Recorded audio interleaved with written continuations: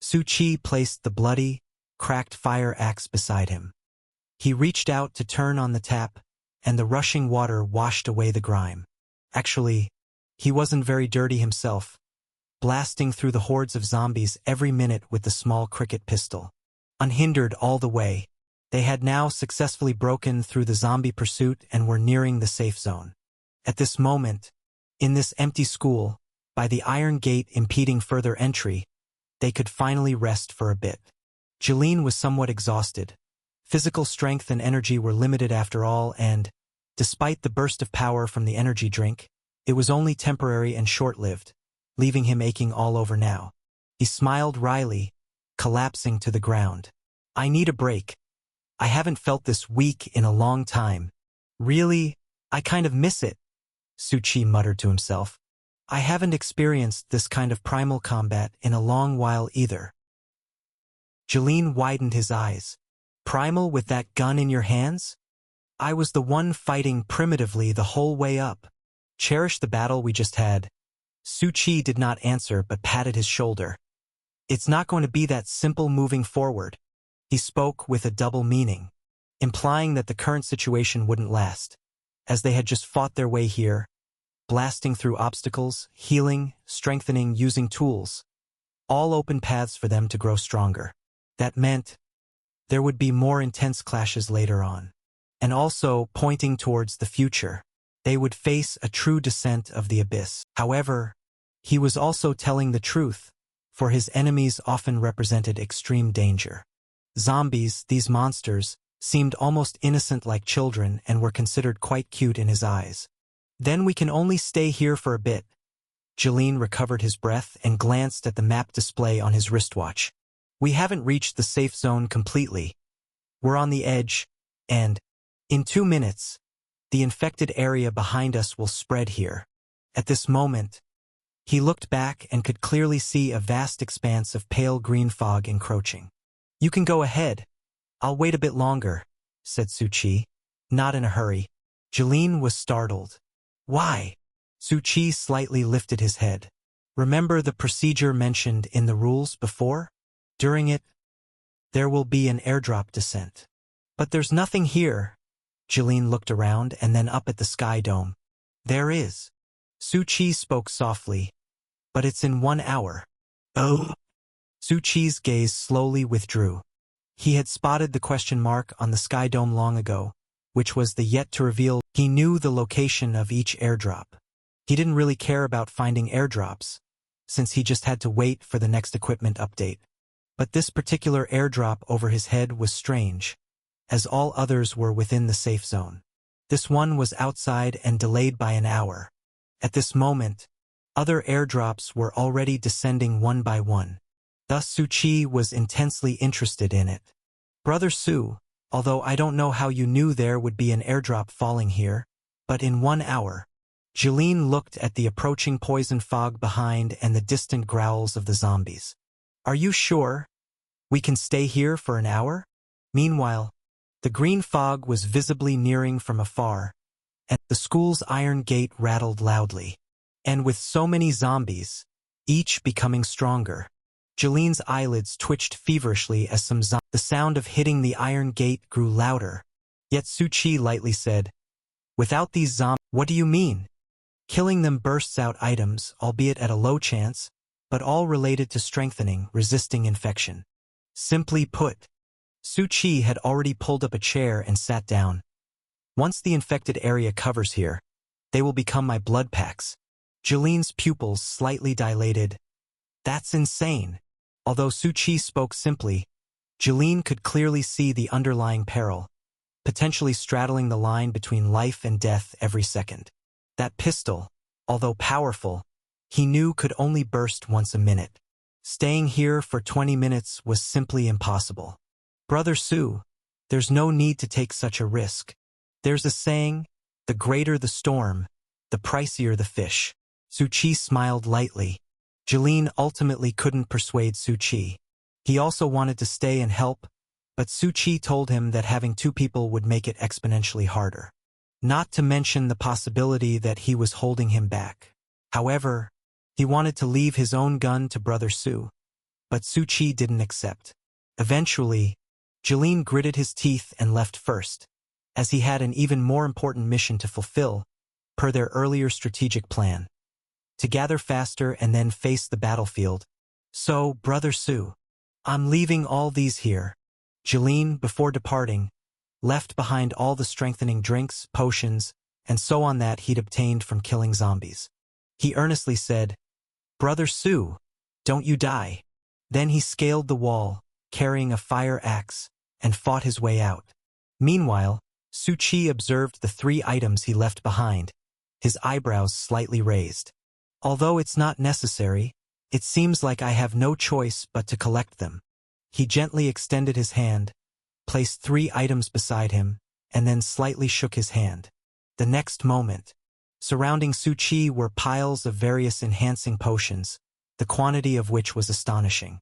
Although I don't know what Xiaomeng has changed, it's clear. It's not just the equipment that has changed. Su Chi stroked his chin. The number of items dropped by the zombies I kill is also completely different. From the very beginning, he had noticed. Every time he killed a zombie, the drop rate was similar to others, even lower than average because his luck had always been terrible. But the quantity of his drops was multiplied by 10. When he first burst an energy drink, Su Chi felt something was off and looked back at his item slot. He had 9 additional drinks. Afterward, the zombies he killed with the little cricket pistol also dropped a random assortment of useful and useless items, each multiplied by 10. He had also indirectly asked Jeline and seen that demon's empty syringe. At that time, Su Chi had already understood that his drop rate was 10 times that of others. This came as a surprise to him. He glanced at the unreachable Super Dream Protocol, stroking his chin. How much did Xiaomeng change exactly? Although he didn't know, now that he had these 2 enhanced modifications, Su Chi naturally intended to use them. At this moment, a green fog was sweeping in from the front wall of the school. Simultaneously, the zombies outside the school's large iron gate, the moment they were covered by the green fog, roared much less. But this wasn't because they were suppressed. Rather, the rotting flesh on each of their bodies was pulsating, undergoing an evolution-like transformation. At this moment, the faint green fog was directly enveloping Su Chi, whose skin initially seemed unharmed upon contact with the fog. But soon, Su Chi felt a corrupt force burrowing into his body, attempting to devour every bit of his life force. However, to put it in more straightforward terms, if Su Chi had a health bar above his head, it would be rapidly depleting right now. Snap! Su Chi naturally wouldn't just stand there waiting. While waiting, he was also consuming enhancing potions and energy drinks. A warm current surged directly into his chest, as if revitalizing the strength within his body. Wave after wave of strength was also surging. It seems the essence of these energy drinks is spiritual energy. Su Chi could feel his body strengthening. Although it is said to be strengthening, it was actually gradually restoring his original strength. No wonder that demon could leap around with the help of a 3-dimensional gear. If it were an ordinary human body, it would have long been unable to withstand the force of the fall. Not breaking bones would be a miracle. Su Chi quickly converted these into his own strength. At the same time, bang! Came a loud sound. A crowd of zombies burst through the iron gate. The front row was directly crushed underneath, while the rear surged forward like a tide. Each one's speed, enhanced by the green fog, was 3 times faster than before. Each face was fierce, with an added hint of bloodthirstiness, heading straight for Su Chi, the only living person. And Su Chi stretched out one hand to pick up the fire axe, while the other held up the little cricket pistol. Just as the horde of zombies was frantically rushing towards Su Chi, in the spreading faint green fog, boom! Came a loud explosion. A blue energy wave poured out directly. The large crowd of zombies in front of him was instantly penetrated. And this time, the strong recoil didn't make Su Chi feel the slightest discomfort. At the same time, there were also glittering items on the ground, a large quantity and decent drop rate. Su Chi did not hesitate, and in the midst of the chaos, he directly stepped forward, his fire axe cutting through the air smoothly. Those few zombies not shattered by the blast were immediately beheaded by the axe's cold glint. He temporarily halted the zombies' assault. At the same time, Su Chi had ingested a large number of potions and enhancing drugs to maintain his mobility and explosive power, activating his physical strength as much as possible. In the midst of Su Chi's furious assault, he discovered that zombies, once strengthened, would burst forth with better loot than before, even producing new items. However, Su Chi currently had no time to check, as his priority was to deal with the hundreds of zombies that had been lured to the school. He burst forth with speed and strength, wielding a fire axe and slashing through them, sending flesh and blood flying everywhere. Meanwhile, the moment a minute passed, the little cricket pistol naturally did not hesitate to pull the trigger. It only took 5 minutes. Su Chi had cleared the area, leaving only a few scattered zombies. However, this was just the beginning. The black blood of the zombies had a significant attraction for the remaining zombies, not to mention the noise he had made in his burst of action, which continued to draw more zombies. Su Chi was in no hurry to continue clearing out the zombies coming from the broken iron gate of the school. Instead, he squinted slightly and reached out to pick up something on the ground. This is a fragment of the T-virus blood serum? This information wasn't what he had expected. It was displayed on his wristwatch. Moreover, most importantly, there was new information. This is derived from the mysterious power of the T-virus mutation, with an extremely low, currently at 0.3% chance, increasing as zombies enhance, probability of dropping a T-virus blood serum fragment per zombie killed. Fragments can be synthesized into a complete T-virus blood serum. Please note, the more fragments you possess, the higher the success and safety rate of the serum injection. Su Chi squinted.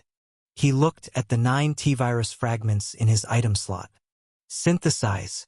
He held it in his hand, looking at the deep blue liquid within, which seemed to possess a strange power, subtle yet filled with eerie danger. This seemed to be the source of power for all zombies. It was also linked to important growth rewards. As said before, nothing in the Gate world is simple. After all, in the city, those in command are demons, demigods. Everything in the city is an evolution from higher powers of the old days. So this T-virus blood serum seems to also possess extraordinary power. Su Chi squinted, instinctively sensing it was not simple. But for now, it was only fragments, temporarily showing dispersed thin power, though the drop rate was very low. But, as Su Chi watched, another large group of zombies surrounded him, crashing through the door, leaping over school walls, swiftly charging towards him. He chuckled lightly and swiftly drew the little cricket pistol. What could be more thrilling than grinding monsters with 10 times the drop rate? Of course, the facts proved that the drop rate was indeed very low. At that moment, people in the safe zone were also quickly moving, killing a large number of zombies. But often, only after hundreds of zombies would a T-virus blood serum fragment appear. On Black Cat's side, it had already gathered with a group of people. Lord Black Cat, do you see any clues in this T-virus blood serum fragment? The speaker was a demigod.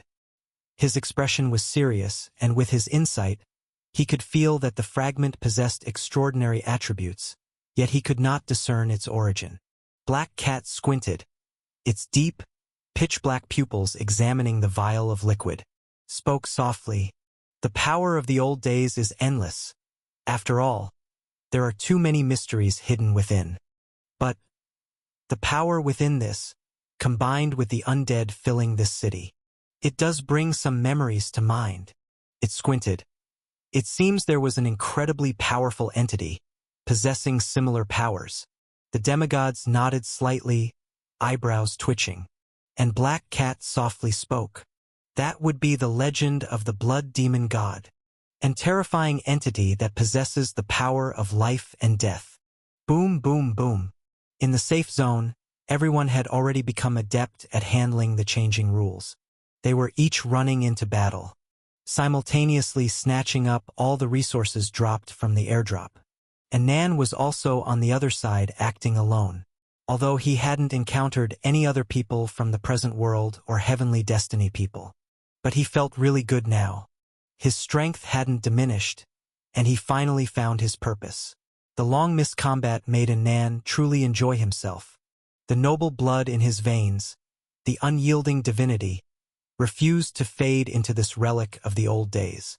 Turns out, I still yearn to stand on the outside stage, to compete for the future with the prideful gods. He clenched his fists. At this very moment, the booming sound came from above his head. Narrowing his eyes slightly, his supernatural pupils gazed towards the sky dome where the airdrop was occurring. Another airdrop, and it was very close to him. Anan didn't hesitate at all. He immediately sprinted into action, his electric blade in hand, slaying all the fleshy zombies that pounced at him. They were much fiercer than before, but similarly, everyone had also gained a certain strengthening. Coupled with everyone's vast combat consciousness, these zombies were just minor monsters to them. But this was only for now. Everyone could feel that the zombies were growing rapidly. Each one was evolving, transforming. The former walking corpses now were like hunters.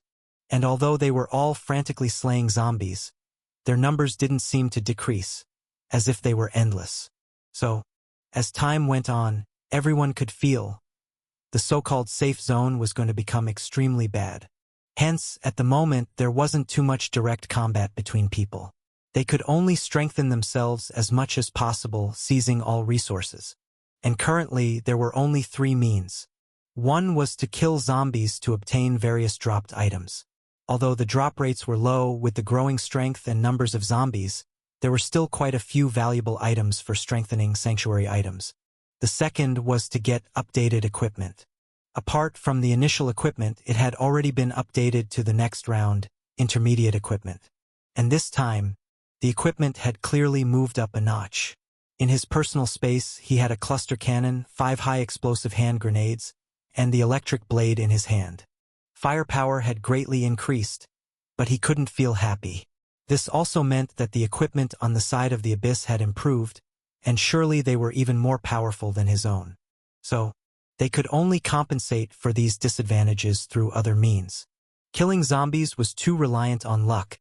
They couldn't bet their chances on this. So, Anan watched as the supersized, finely packed cargo container fell from the sky dome with a huge parachute. The resources within these airdrops were very important. It was completely random. It might be rubbish or dangerous, but likewise it could also contain items of exceptional value. And this would become an important battleground to fight over with the Abyss demons. So, Anan had to be fast. He burst forth with all his strength and speed, quickly crossing several streets towards the determined drop location. A pile of zombies was killed or thrown aside by him. Anan was also quickly approaching the drop spot. With a boom, the huge cargo container from the airdrop crashed down onto the ground, similarly attracting the surrounding zombies. Anan moved extremely fast. Without any hesitation, he directly wielded the electric light blade. The crackling electricity instantly slashed out, creating a path. The gun in his hand rapidly cleared the zombies near the cargo container. Each shot a headshot, not a single bullet wasted. Then, Anan quickly used his might, muscles bulging, during the interval when all the zombies were still charging. He fully opened the cargo container's door, but as soon as the door cracked open, Anan suddenly felt his hair stand on end. A deadly danger struck in an instant. In that lightning-fast moment, he didn't hesitate at all. All the cells in his body seemed to tremble. He used all his strength to dodge. A once-in-a-lifetime flash. Yet, in the next moment, he still didn't completely avoid it. Half of his shoulder was pierced through, shattering completely, blood scattering on the ground. But Anan gritted his teeth, ignoring the pain. He already saw the hole in the cargo container. Inside was a large-caliber bullet. Then a series of gunshots followed, this time from a submachine gun. However, this time, the power and speed didn't carry the same lethal danger as before. Plus, Anan was already on high alert. His body moved instantly, dodging with a leap. And during the interval, He even threw a high-explosive hand grenade to restrict the opponent's attack. Anand swiftly found cover. He didn't expect that someone had arrived here faster than him, or perhaps he had already been targeted? What a pity! A voice with a hint of cold laughter said, "That shot failed to blow your head off." Standing on the corner of the shelter was a figure. He was exuding a murderous aura and chill, covered in dark tattoos. Anand calmly reached out with his hand to apply a bandage, while carefully looking over. A stranger's face? It seemed to be a venerable. After all, he had been here for countless years, and had dealt with those from the abyss uncountable times. He knew the identity of every one of them. All of them were terrifying beings, capable of drenching a boundary in blood, super demons. "I've been following you all along. Finally found what I thought was a decent opportunity. Yet it seems I still haven't taken you down." The venerable laughed softly. "Right? Those who can enter the gate world are indeed extraordinary. So, killing them is even more exciting." The venerable did not hesitate at all, opening fire directly, as a barrage of bullets poured out. Hiding behind cover, Anand felt the splash of shattered stone. His expression was very grim. Indeed, he had always been watched, and it was due to his own carelessness that he had not noticed. He pondered his way out at this very moment. But the roars of zombies echoed beside his ears again, as they, smelling the scent of blood, lunged one after another. At this moment, Anand was truly trapped. However, despite this, Anand held an electric blade in his left hand, pressing it against his shattered shoulder. Suddenly, he burst out from the throng of zombies. Boom! Boom! Boom! There wasn't a hint of panic on Anand's face, but rather a calm, teeming with fighting spirit. He single-handedly charged out of the encirclement. 3 high-explosive grenades even shot out towards the venerable's surroundings. The venerable's eyes flickered, showing a hint of surprise. This guy was no ordinary heavenly destiny person. His outburst had a kind of formidable killing intent rebounding, and it even gave him a sense of lethal danger. The venerable sneered. "Another one with a grand background, with powerful bloodlines? In this era, what is least lacking are such geniuses. When their number is as plentiful as ox hair, they're as worthless as dogs." He didn't retreat at all, because, bang! From the other side, a bullet whistled with a piercing murderous intent. This time, it went straight through Anand's abdomen. Anand's pupils constricted. 2 people. His body flew out, crashing to the side, blood spilling in large amounts. Meanwhile, a demon sprawled high above, eyes like slithering almonds, looked on indifferently at the scene, holding a sniper rifle, picking up the shell casing beside him. "What a pity you didn't dodge the second bullet," the venerable said with a slight smile. "And it seems you've misjudged, thinking that shot was by me. Know this, we always resort to any means necessary, possessing many trump cards." Anand had lost a lot of blood, looked at his wounds, and found it very hard to move. He let out a light sigh. Indeed, he had made many wrong judgments, whether it was choosing to act alone or being eager to gain strength to prove himself, eager to return to his stage. But he forgot. On his own, he was nothing, and the enemies he faced were even more bizarre, evil, and scrupulous in their vast organization, everyone possessing the most brutal, harsh methods.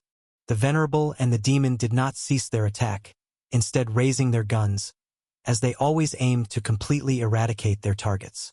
Even though it seemed unnecessary to bother, as he would likely be devoured by the zombies attracted by the blood nearby. But they didn't mind taking an extra shot. However, the bullet did not hit Anand. The demon's face suddenly changed, and his sniper rifle swiftly shifted. Bang! A bullet pierced straight through a container. And from there, a sigh was heard. "You've discovered me, huh?" He walked out slowly. The bullet had not hit him. Bei Xinxing looked at the 3 figures and chuckled lightly. "All right, you can keep fighting. I'm out of here." As the venerable sprayed a series of bullets from his submachine gun, A shield suddenly appeared in front of Bei Shenxing, blocking them all. The Venerable watched the sneaky figure who had entered the airdrop container calmly. Put down the item. Bei Shenxing held a sphere in his hand, tossing it lightly. To just put it down because you said so would be quite a loss of face for me.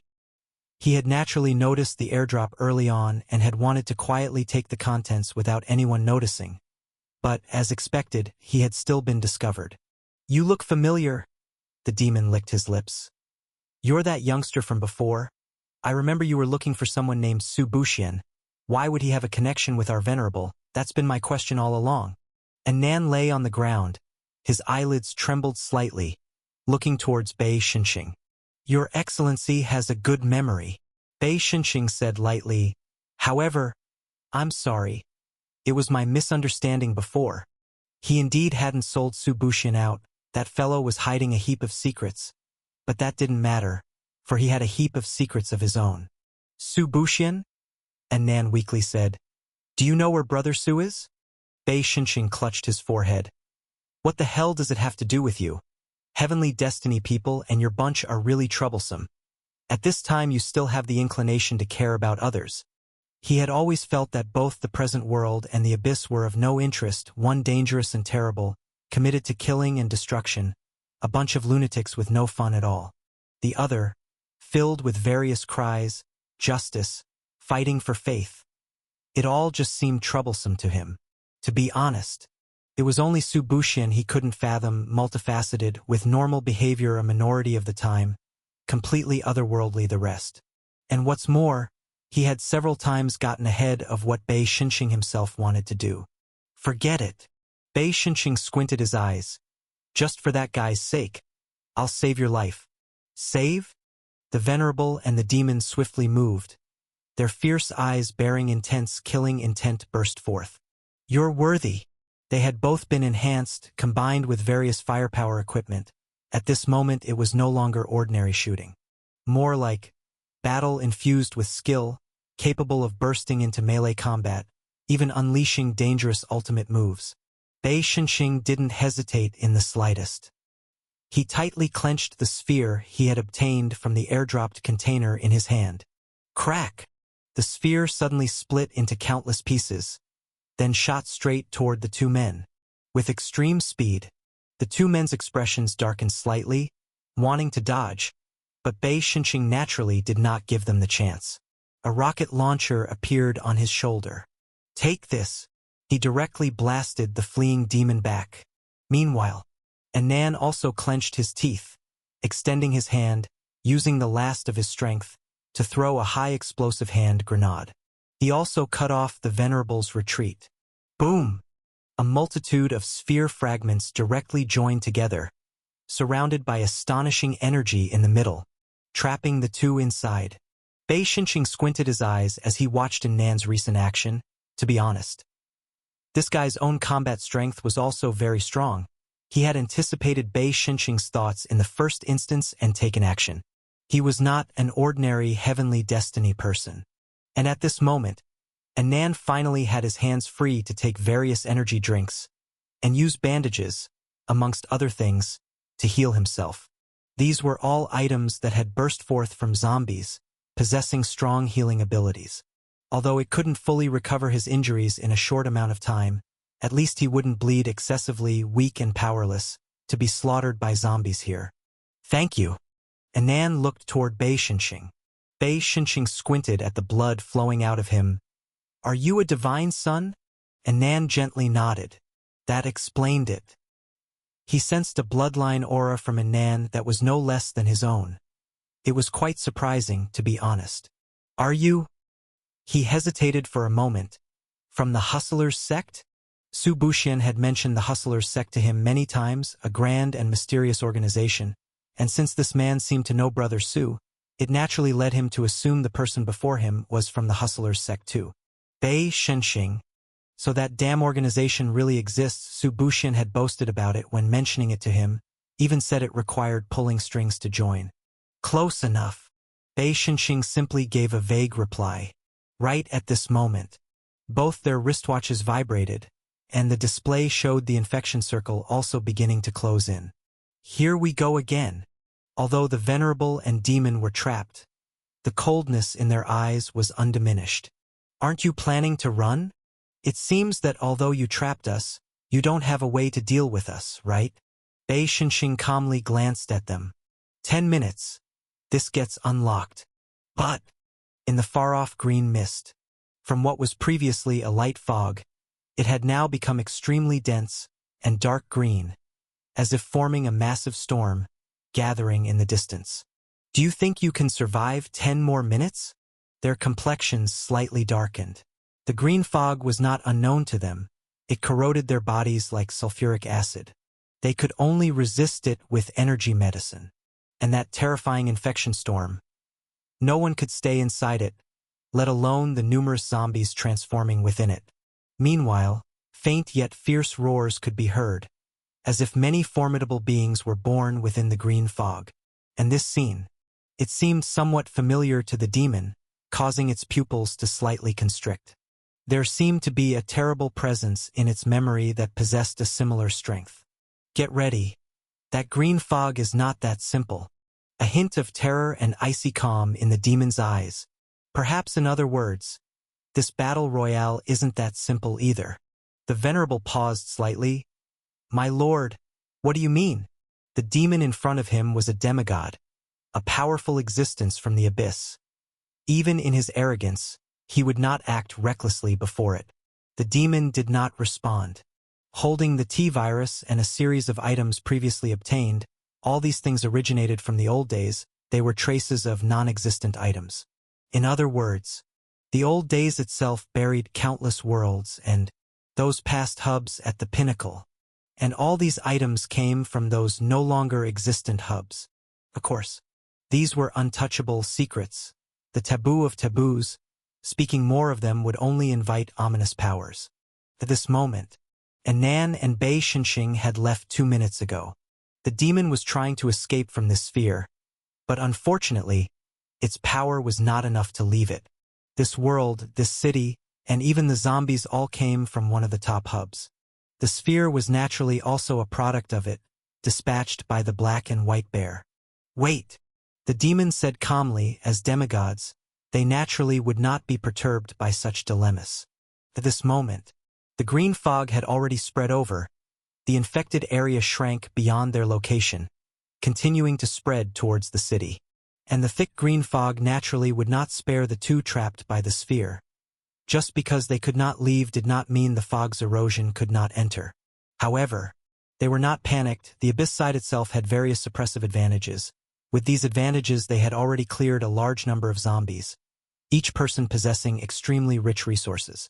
These enhancements, energy potions, not only allowed them to strengthen themselves but also resist the erosion of the green fog. In their view, withstanding these 10 minutes wasn't too difficult. The green fog grew denser, the bizarre power it contained, like a plague, a virus, eroding everyone within it. Gradually, the green fog had turned darker, forming a gloomy space, as the visibility was restricted, only allowing sight up to 50 meters. Beyond that was an impenetrable thick fog. Time passed by the minute and second. They maintained calm expressions, keeping serene as the evolving zombies could be heard around them, emitting strange growls and exuding a dangerous aura. As long as we don't make any loud noises, we are safe, the demon rasped. Once we enter the safe zone from here, the range of movement won't be too broad, and we can also meet up with the others. At that time, there was a fearful emotion in its eyes. Will be their time to die. It was unclear whether they referred to the current world camp, or the two who had just trapped them here. And the Venerable naturally held a hint of a cold smile. Under absolute advantage, temporary difficulties posed no threat. However, there was something rather concerning to it. Someone was looking for the Venerable named Su Buxian. But there was no such person here. At this moment, the surrounding zombies had evolved into hunters, each with a completely different appearance than before.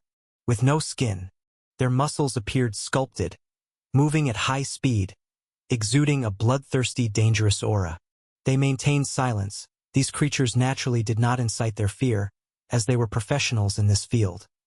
If they regained strength, They could easily create a pile of even more terrifying and bizarre things. But just then, a sound came to their ears. They frowned and looked up. It's an airdrop. Interesting. An airdrop in the infected area? The demon squinted its eyes. Generally, unless trapped like them, no one would stay in this green fog-infected area for long.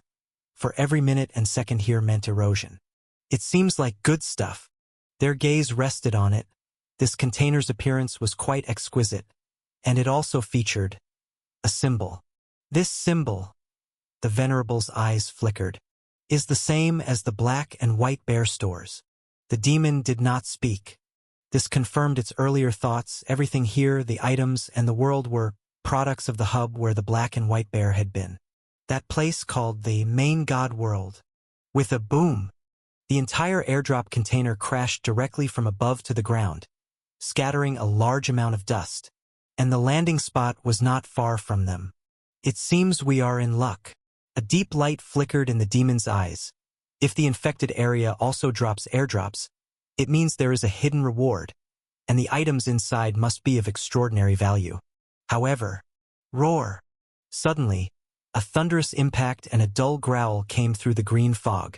Listening to something colossal nearby, their expressions darkened slightly. Though the airdrop supply crate falling nearby was a stroke of good luck, allowing them to escape the predicament and grab the contents inside at the earliest opportunity. It had also alerted dangerous entities to their presence. Within this thick green mist, it wasn't just the zombies that had undergone transformation. Some powerful being had also emerged. What is that? Venerable's eyes narrowed. In the thick green fog, the outline of a colossal being loomed. This monster, unlike the transformed zombies below, had red muscles drenched in terrifying blood and a long tongue, yet its size was several times that of an ordinary zombie. With a casual flip, vehicles were effortlessly tossed aside. It was slowly moving towards the safe zone. Demon and Venerable's eyes sunk slightly. They tried to avoid drawing the attention of this horrifying being, as they were not only trapped but also lacking in strength. In such a perilous, infected area, encountering such an entity would put them at a severe disadvantage.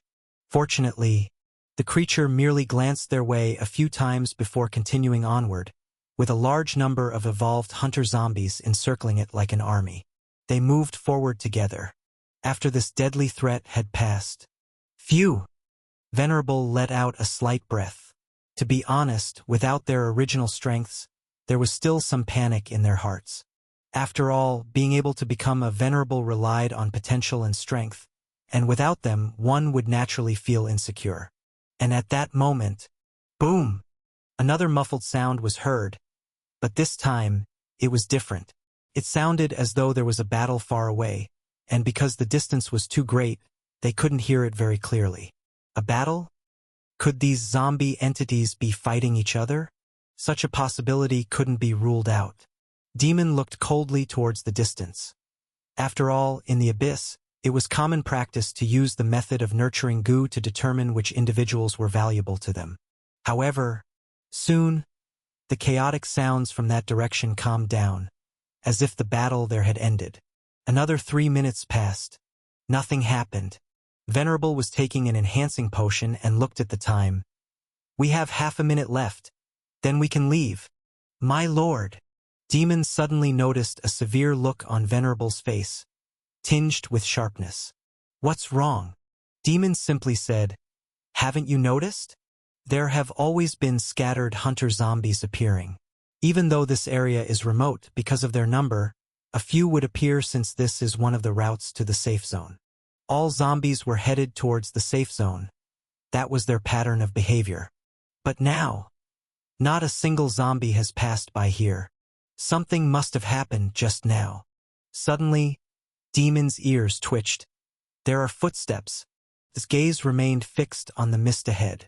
For some reason, the demigod's intuition told it that a great danger was approaching, even more deadly than the massive zombie entity they had just encountered. And slowly, a figure materialized in the fog. Venerable squinted. A zombie? No, it was a person. A person appeared wearing tactical gear and a helmet. He was unarmed with a small, almost pitiful pistol at his waist. When he saw them, his expression became serious, and he touched his collar. This is member 985211. While on a rescue mission, I found 2 survivors. Though they are uglier than zombies, they seem to be uninfected. Venerable's eyes immediately sharpened. Never mind this guy talking to a collar about something odd. The fact that he could move freely through the green mist was strange enough. You too. The person approached with a radiant smile. You've held on for so long. I'm here to save you. This boring, childish charade. Save it? Venerable said directly, with a deep tone. But the other party didn't listen and instead raised his collar again, tilting his head and speaking. Headquarters, there's a problem. The survivors are wary of me. But rest assured, as an excellent ironclad soldier, I will complete the goal of rescuing every survivor. Demon and Venerable. Divine Gold. The demon kept an eye on the time, as it was almost time for the sphere to unravel, and it had readied itself. Its lethal firepower was naturally rich, if not for the items obtained by Bei Xinxing attacking so unexpectedly. It wouldn't be trapped here. With a hoarse voice, the demon spoke before the lethal intent was activated, as it still wanted to clear up one question. Who exactly are you? Heavenly Destiny people? Me? Su Qi looked at him strangely and adjusted the uniform he was wearing. Isn't it obvious from my clothes? He paused. I am a 3rd-level rifleman of the Border Rebels, Su Buxian. Both the eyes of the Venerable and the demon narrowed slightly. Putting aside the messy content before, the latter name had gotten a reaction from them. So, you are Su Buxian, the Venerable spoke gravely. Oh, Su Qi smiled slightly. You've heard my story? No, I haven't, and of course I don't want to hear it. Because, in that instant, the spheres trapping them all burst open, scattering as if being recalled, and at the same time, both the demon and the Venerable erupted, attacking Su Qi from 2 different angles. The dead have no need for stories. As both attackers burst forth, their weapons were also fully revealed. One side had a laser matrix with dense firepower while several high-speed aircraft all locked onto Su Qi. What are you doing? What are you doing? I said I'm here to save you. Su Qi said helplessly, slowly drawing out his little cricket pistol. This is self-defense. Their pupils did not change. Although on alert, their attention was on Su Qi himself, not considering the small pistol a threat. However, when Su Qi pulled the trigger, boom! A concentrated burst of terrifying energy shot straight through. The demon's body trembled. Even in such circumstances, it managed to avoid the blast. But the Venerable was one step too slow. His body was blasted away. Shattered, he flew out more than 10 meters. It seems the power of this gun is limited. Su Qi muttered to himself. It didn't cause annihilation. Have they taken too many enhancing potions, attaining super-strong defense and strength? Meanwhile, an energy defense shield surrounded Su Qi, blocking all the bullets. The demon's pupils shrank, because at the next moment, Su Qi moved instantaneously, much faster than the demon's reflexes. He drew out a light sword and with a piercing motion, easily passed through the demon's chest. All advanced defenses failed. The demon could only watch with shock and confusion as Su Qi displayed various equipment and strengths. You? What exactly are you? Didn't I just say? Su Qi replied. I am a 3rd-level rifleman of the Border Rebels, Su Buxian.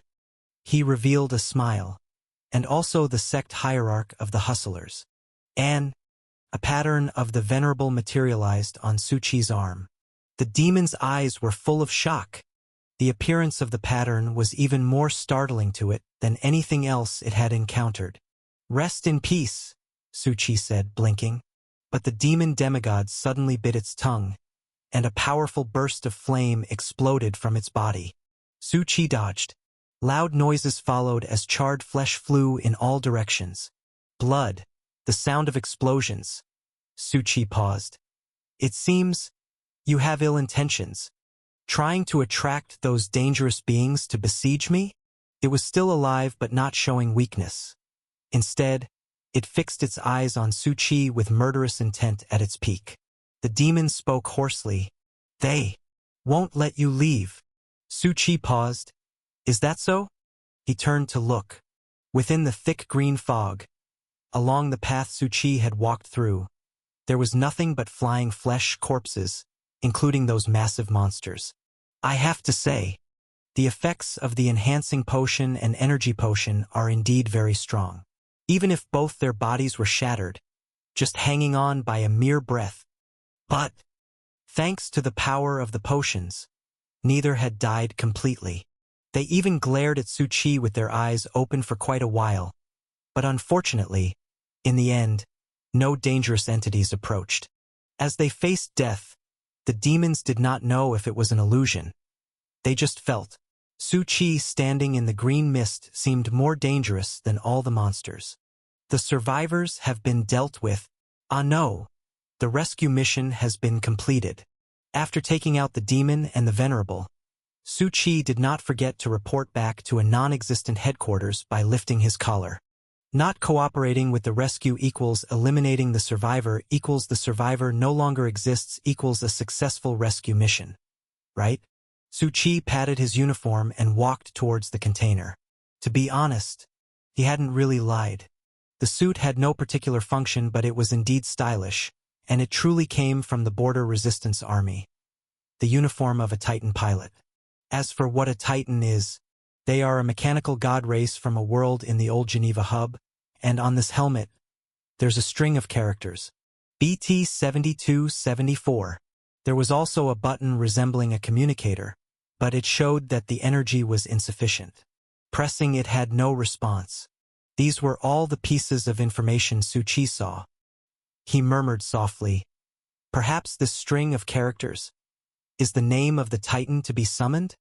Present, it was still unclear what exactly it was, but Su Qi had an idea. He intended to take this object out.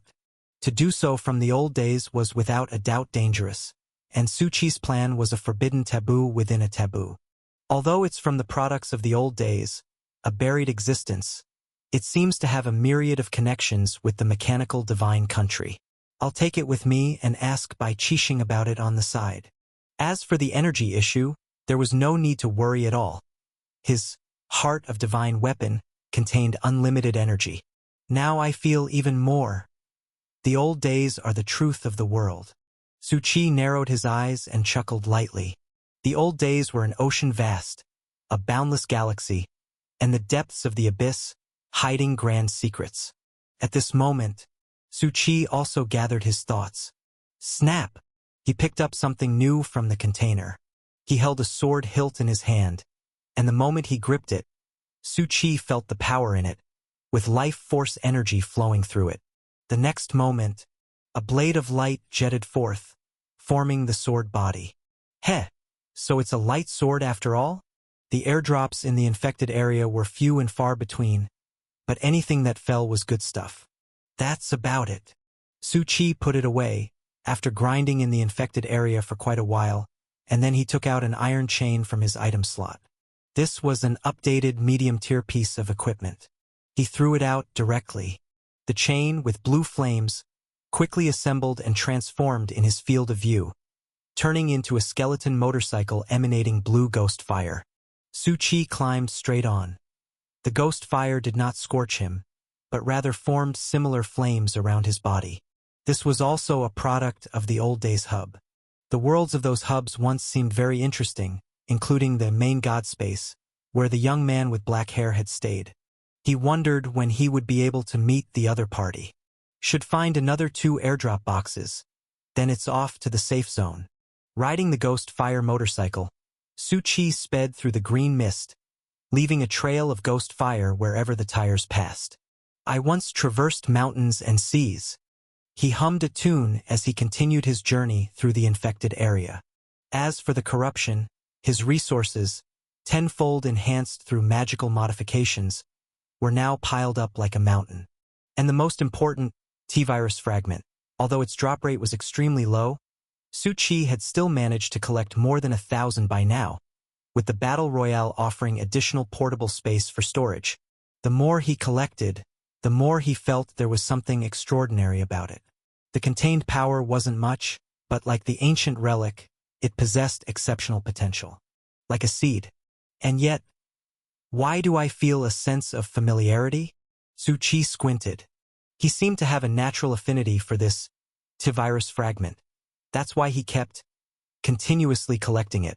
And there was more to it. Those entities he encountered and killed within the green mist that had transformed into powerful monsters, he also felt they were familiar. Although there were some differences, he could see some shadows of the Night Demon. Night Demon. Fleshless monsters with a thirst for blood, with powerful and terrifying bodies, possessing astonishing strength. It was the most dangerous entity during Su Chi's first team instance, in the city of Srilan, at the time when the city had also erupted in a zombie crisis, and all survivors could only live in the fortified tower. The most dangerous ones were the Night Demons. And at that time, the birth of the Night Demon was because of a rotten and polluted plant. After Su Chi destroyed it, those mutated into Night Demons returned to normal, and the zombies reverted as well. And at that time, Su Chi remembered clearly. He had obtained a Blood Demon fruit. He searched through his palace of memory to recall the details. Name: Blood Demon fruit. Type: consumable. Function: after use, grants night vision, enhances physical strength recovery limit by 40%, doubles recovery speed, strengthens poison resistance, and increases strength and movement technique by 30 points in the darkness or in a dark environment. Chapter 608. Chapter 362. The Final Plan, _2. At that time, the function of the Blood Demon had provided a lot of help to his early self. The perfect Night Demon gene allowed him to ignore various restrictions in Paradise.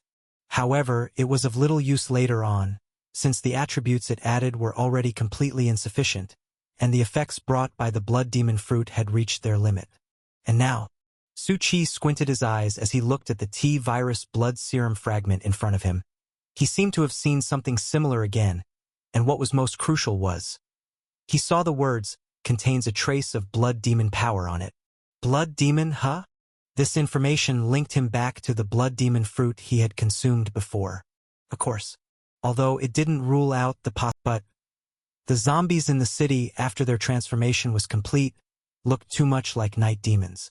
All the answers, they could only be known after Su Chi synthesized these T-virus genetic fragments. So, Su Chi naturally needed to collect a sufficient quantity.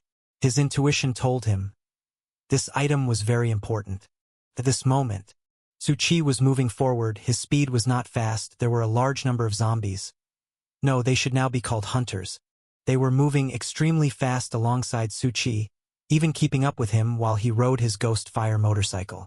Every one of them in the infected area had undergone transformation. Su Chi was also not in a hurry to deal with them. He not only maintained his current speed, but also removed the silencer from the Ghost Fire motorcycle and installed a loudspeaker. Now, he was the Explosion Street Ghost Fire youth. With Su Chi's actions, naturally, a large number of hunters crazily gathered, densely packed like a tide following behind Su Chi. He was gathering monsters.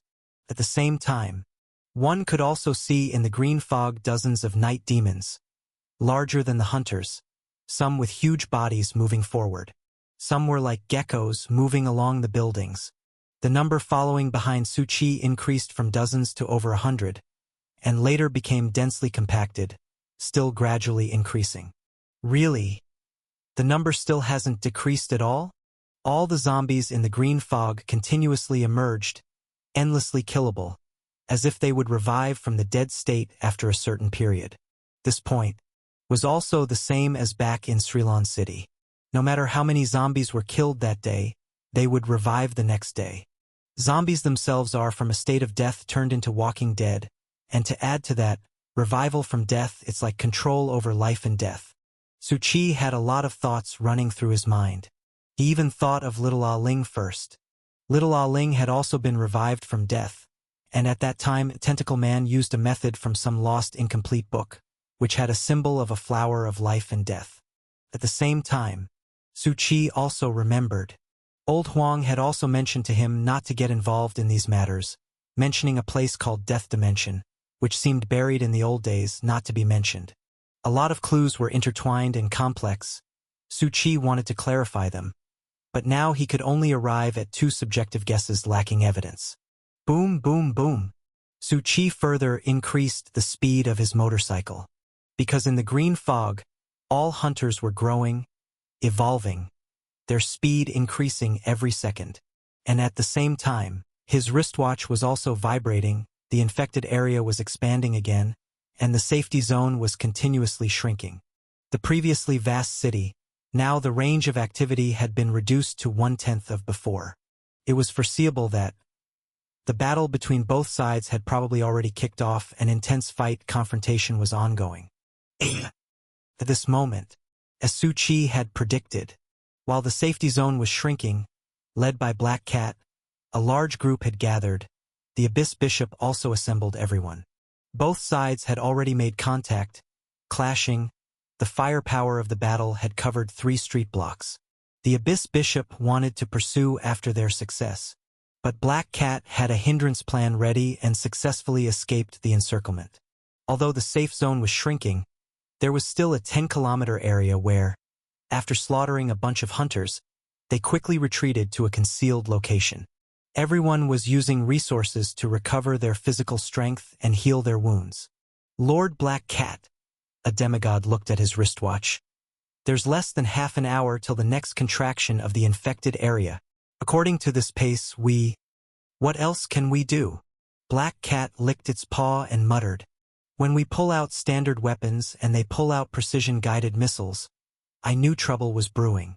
If it weren't for the various tools we gained from the airdrop, we would probably have been wiped out in that recent encounter. Aside, it seems we can only resort to our final plan now. We'll keep them at bay until the last moment and try to perish together as much as possible. After all, our deaths don't matter, just reducing some traces. As long as we can get that group of Destiny people out and keep Little and Nan safe, then it's a success. They are too weak. Their fate is not solid. It would be too pity if they truly get buried in the old days. The demigod remained silent. This indeed was a way. Confronting them directly wasn't feasible as the enemy was too strong. Perhaps there was a chance to win, but it was very slim. And this strategy had already been laid out during their high-level meeting. It was their ultimate plan. How many Destiny people have converged now? Black Cat softly asked. Its voice indicated that they were now going to execute this plan. Their withered old flames still could burn, whereas the Destiny people, including Nan, were just a few sparks that could be doused with a slight blow and never reignited. I have checked. Most Destiny people have gathered. Only... The demigod frowned. Those 2 youngsters called Jeline and Buxian, and Nan, 3 people, we haven't heard from them yet. The other Destiny people were quickly located, also part of their strategy. All the demigods first went out searching. Plus they had prearranged where to assemble, leaving markers and detection devices. Only these 3 were missing now. Black Cat's expression tightened, somewhat grim. Damn it. Missing 3 people was one thing. But the missing ones were these key 3, and Nan being God's son. Jeline was the leader among these Destiny people. His potential and prestige far exceed others. Then there was Buxian. Black Cat's frown deepened even more. That creature. No, that lad was also a savior of its own kind. Moreover, it vaguely felt many secrets on Su Qi, although it didn't think it was a big deal, but it couldn't understand him. There's some time left. Let's get things set up. Understood. The demigod nodded and began preparations. Their plan was simple: wildly kill a large number of zombies to gather a substantial amount of resources.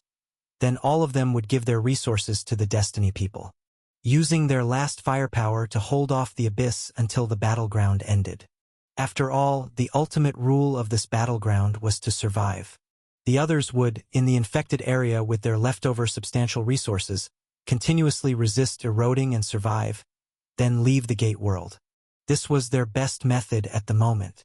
So, they generally didn't confront the Abyss head-on, and were always watching the wristwatch time, focusing all of their remaining firepower on the zombies. Half an hour left. Try to gather some more resources. Of course, there were pain points here. First, the drop rate was very low.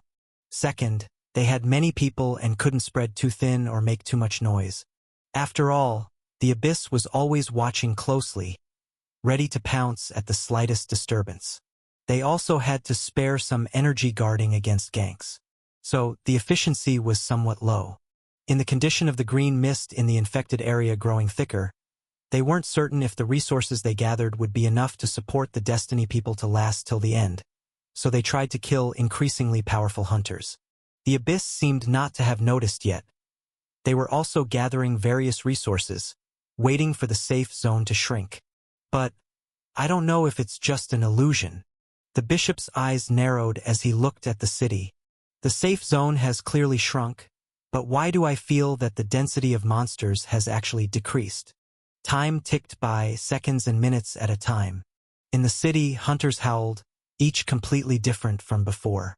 The strength and poses that burst forth from them were no longer like walking corpses, but rather monstrously lethal creatures.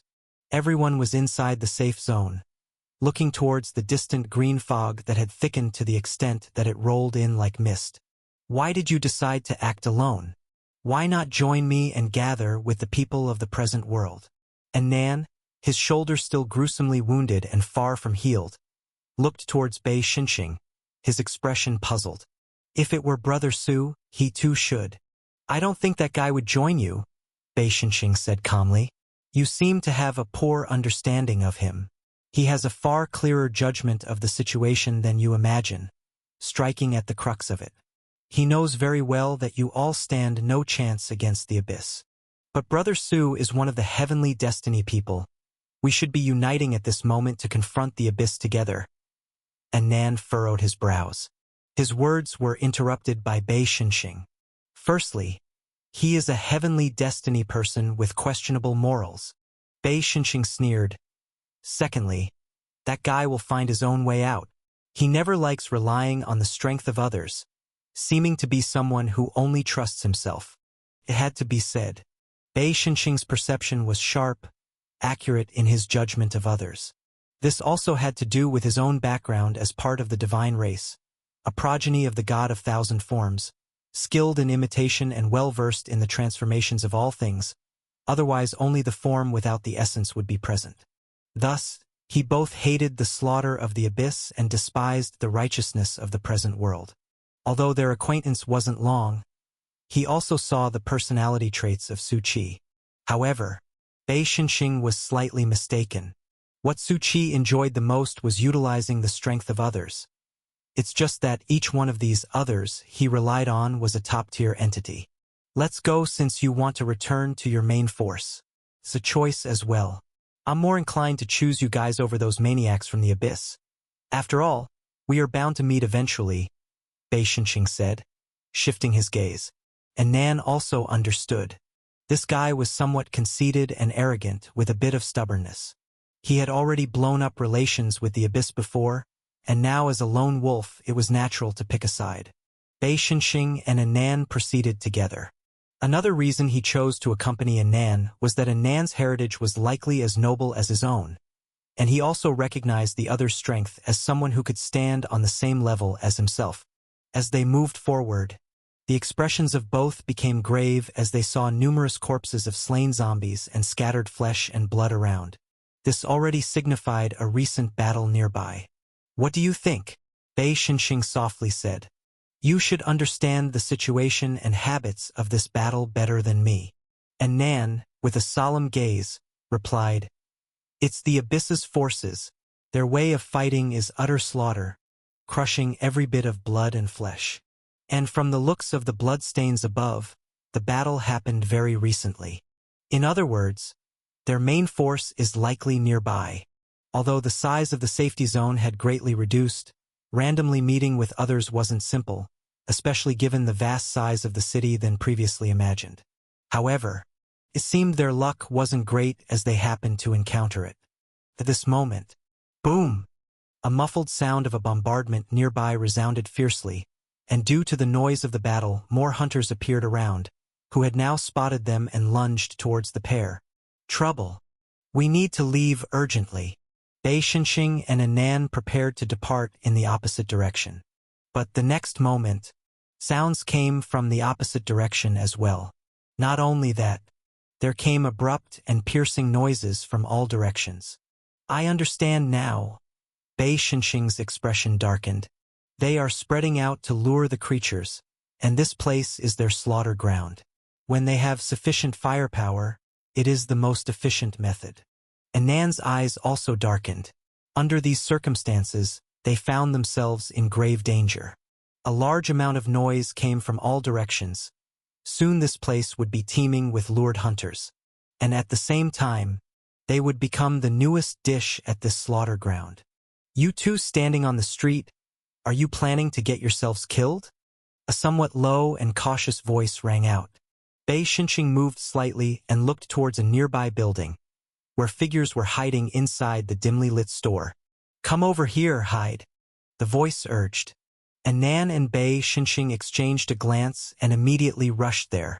There wasn't much time to hesitate. Once caught in the hunter's sight, they would be relentlessly pursued for a long time, exposing them. As Anan stepped through the slightly open door gap and saw the figure for the first time, his expression surprisingly revealed a bit of astonishment and delight. Jeline, why are you here? Jeline looked a bit weary and battle-worn, with a battle axe on his back and his body covered with a lot of bloodstains, appearing somewhat disheveled. It's a long story. I was initially traveling with Brother Su, but we got separated due to some incidents. I came along this way and noticed something was off about this place. It's a gathering spot for the Abyss. There are some important things here that I was searching for when you came. Bei Shenxing raised his eyebrows slightly. You just mentioned Brother Su. He means Su Buxian? And Nan replied directly. But for the moment, he didn't elaborate on that matter. He looked at Jeline with some seriousness. What is the important information? Jeline said in a deep voice. I found these things.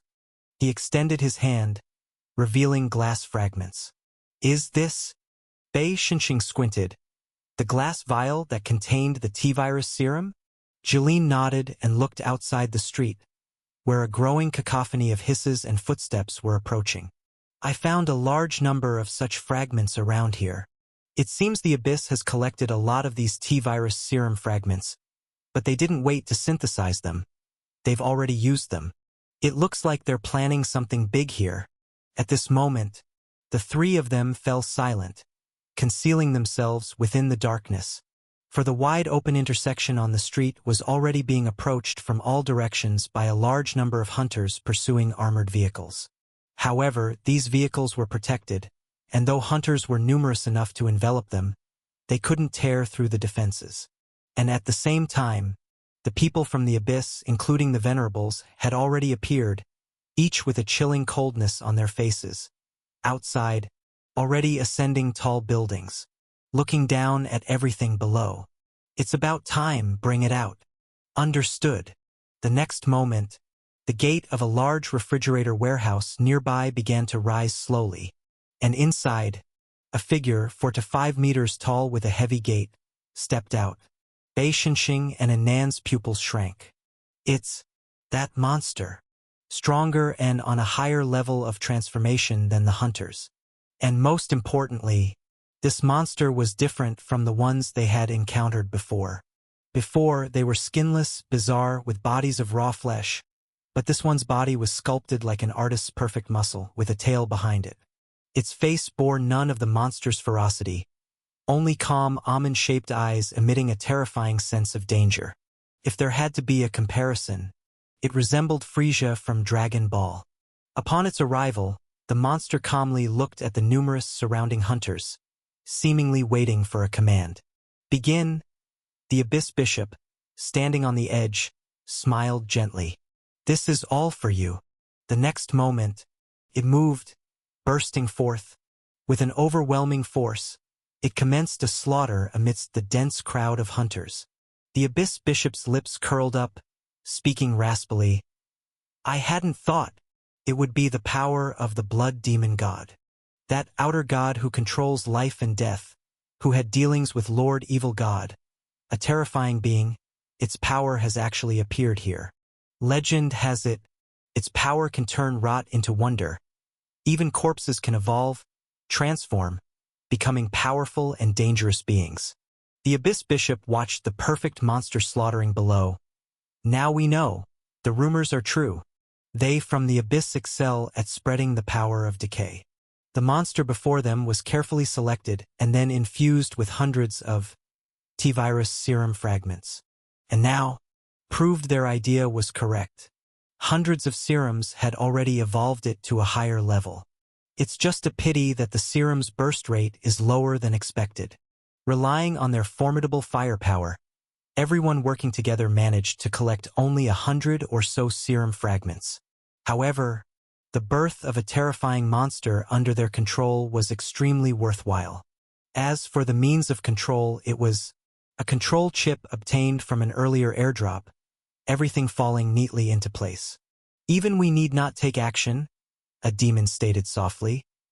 In front of such a rapidly growing monster, I don't even know how many of those from the present world will survive. As the monster slaughtered, sending flesh flying, more T-virus serum appeared, but each vial was crushed under its foot. The liquid inside turned into a mist, directly absorbed by it. Bei Xinxing and the other two watched the scene with serious expressions.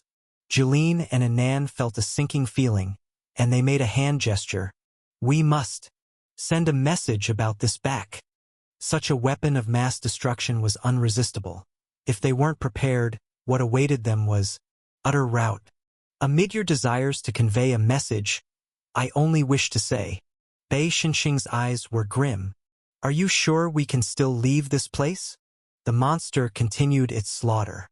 The densely packed hunters were crazily torn apart by a tail, a claw easily shredded, with masses of flesh and blood flying about. The blood serum contained within them burst, merging into the monster's body. Every inch of its change was an evolution, and soon, all the hunters here were completely wiped out. The air was filled only with the heavy scent of blood, the stench of decay, and the monster's heavy breathing. It became increasingly perfect, its speed, strength, combat prowess, with numerous red stripes manifesting on its body. At this moment, it had already transcended the category of a monster. Instead, there was a kind of strange beauty. It ensued its killing spree, seemingly still unsatisfied, its gaze turning to the people of the Abyss. The intense killing intent made many venerables shiver. But surrounding them were the fearsome demons and demigods, each looking at it indifferently. It shivered, feeling somewhat afraid, and along with the deadly breath from the chip on its neck, it slowly retracted its claws, standing still. Artifacts, the Abyss Bishop whispered with a soft smile. This is an artifact. I understand why Lord Evil God wanted to bring the Blood Demon God into the Abyss to become our new god. Such power is truly infinite evolution and leap. Soon it will produce countless Abyss armies. In fact, as if persuaded, the Blood Demon God was ready to join the power of the Abyss but was intercepted by other beings of the present world who suppressed it together. This showed how troublesome its power was. Once joined with the Abyss, it would be a massive threat to the present world. But this time, with the descent of Lord Evil God, surely all the ancient beings of the past Abyss would be awakened one by one, and the powers that had been sealed in dust would also be unveiled. After all, the entire Dark Zone was a huge ritual meticulously arranged by the Abyss. Buzz! Everyone's wristwatch vibrated. The infected area is shrinking again, and this time, the Abyss Bishop sketched a sinister and terrifying cold smile. It's about time to end this game. The beings of the Abyss, along with that monstrously evolved creature, were already heading towards the last safe zone. And clearly, they were ready to make their move. It was indeed about time to act. Hurry! We must also act immediately, to pass the message before they find everyone. Anan's face was extremely grave. Jeline also immediately moved into action.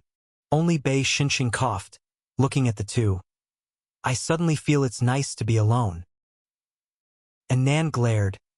The infected area is about to shrink. Breathing some fresh air in the infected area is also a good choice. Bei Shenxing coughed again. You're not scared, are you? Jeline turned his head. Impossible. Bei Shenxing's mouth was harder than iron. He sneered.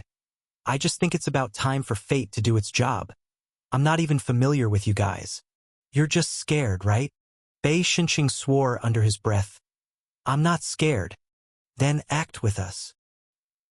Bei Shenxing gritted his teeth. These two were really freaking annoying. But he didn't care anymore. Why should he respond to this crap? He sneered to himself, ready to bolt.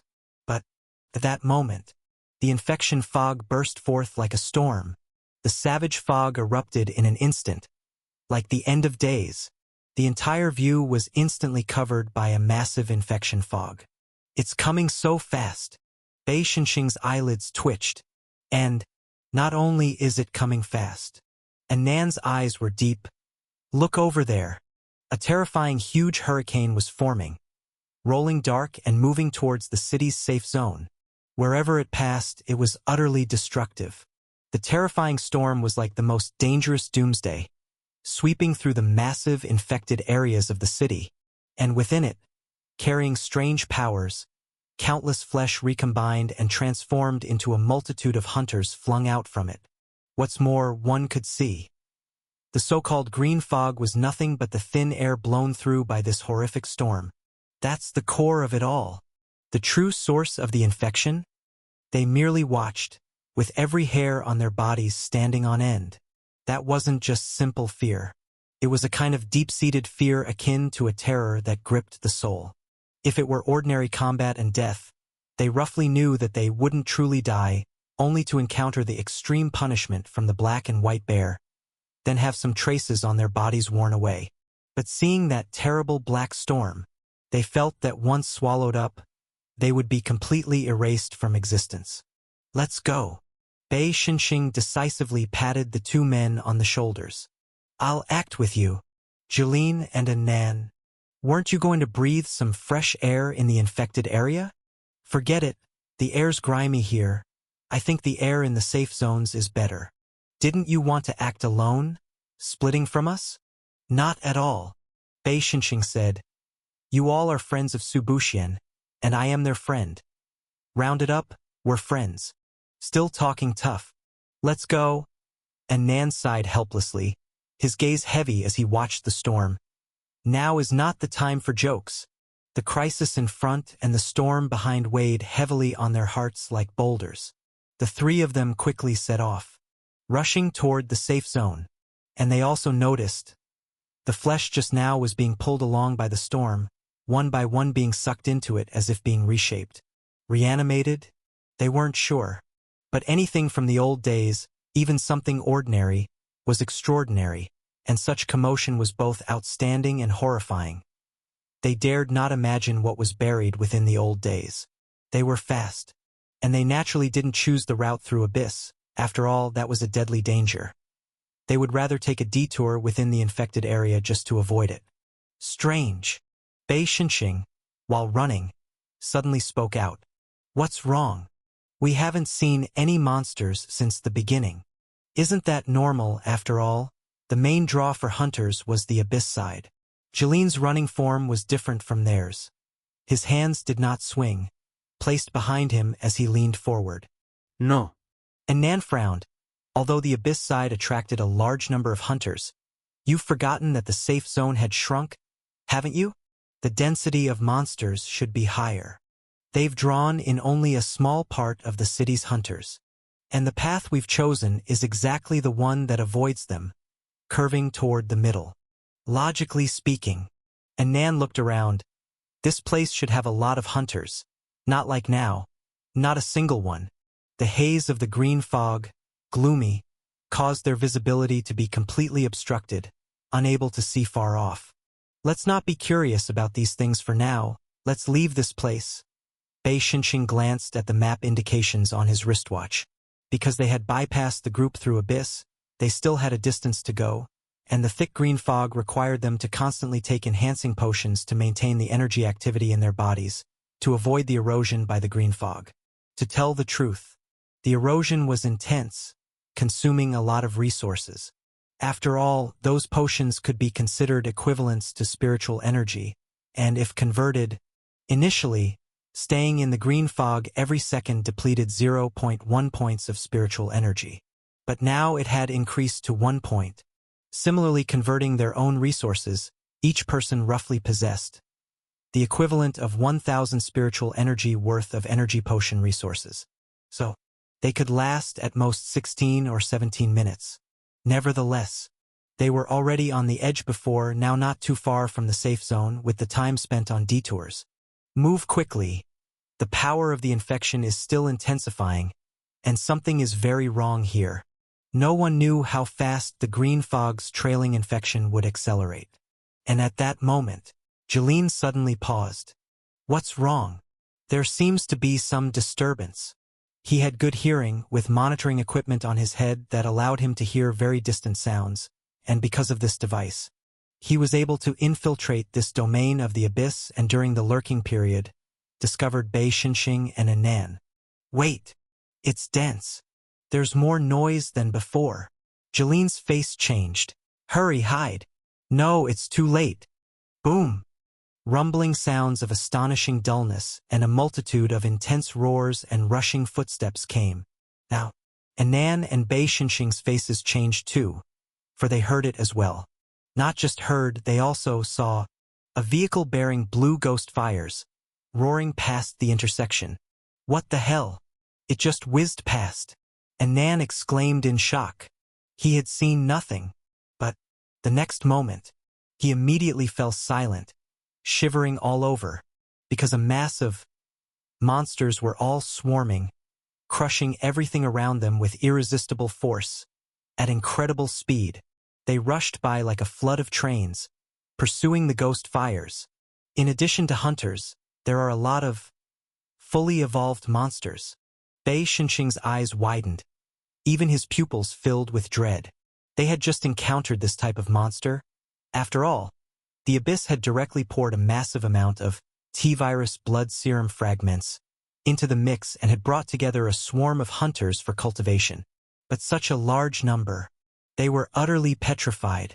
Although, it was clear that these monsters were still monsters, each one roaring madly, merely bloodthirsty and mindless beasts, while the entity from the abyss was a specially evolved individual, extremely powerful and seemingly with self-awareness. However, there were too damn many of them, and they were flooding through the crossroads like high tide, and they had already been streaming through for half a minute. There was still no end in sight. How many of them are there, exactly? And what the hell is that blue flame they are chasing? I don't know the answers to your questions, but what I do know is, Bei Xinxing put his hands on their shoulders. It's time to run for our lives. The three of them didn't even wait to see the end of the street flood and took off running. No more detours. Damn it. The infected area was so terrifying. Who the hell would dare stay there? They would have accepted it if they had just run into that group from the abyss. But if they were targeted by these large numbers of monsters, then they'd really only have one path left. Death. Could these be the last burst of the battle royale? Anan wondered, grinding his teeth as he analyzed. If our goal in this battle royale is to survive or find a way out, then if that's the case, Bei Xinxing said gravely, until the end, I'm afraid not a single person will survive. Anyway, let's get out of here and head to the safety zone first. A single moment in this infected zone was unbearable. At this very moment, Su Qi, who was riding his ghost fire motorcycle at breakneck speed through the infected zone, raised an eyebrow. I thought I just saw 3 people. I don't know if it was an illusion, but somehow it felt like it was Bei Xinxing, Jeline, and Anan. TCH. Still got time to wander in the infected zone. Then the safety zone must not be too bad. Su Qi glanced back. A massive number of monsters were flooding in like a tidal wave. No joke. Like a deluge, all the vehicles on the ground were crushed. Every passable place filled up to the brim. Even the weaker structures like shops and phone booths that weren't supposed to be passable were directly breached.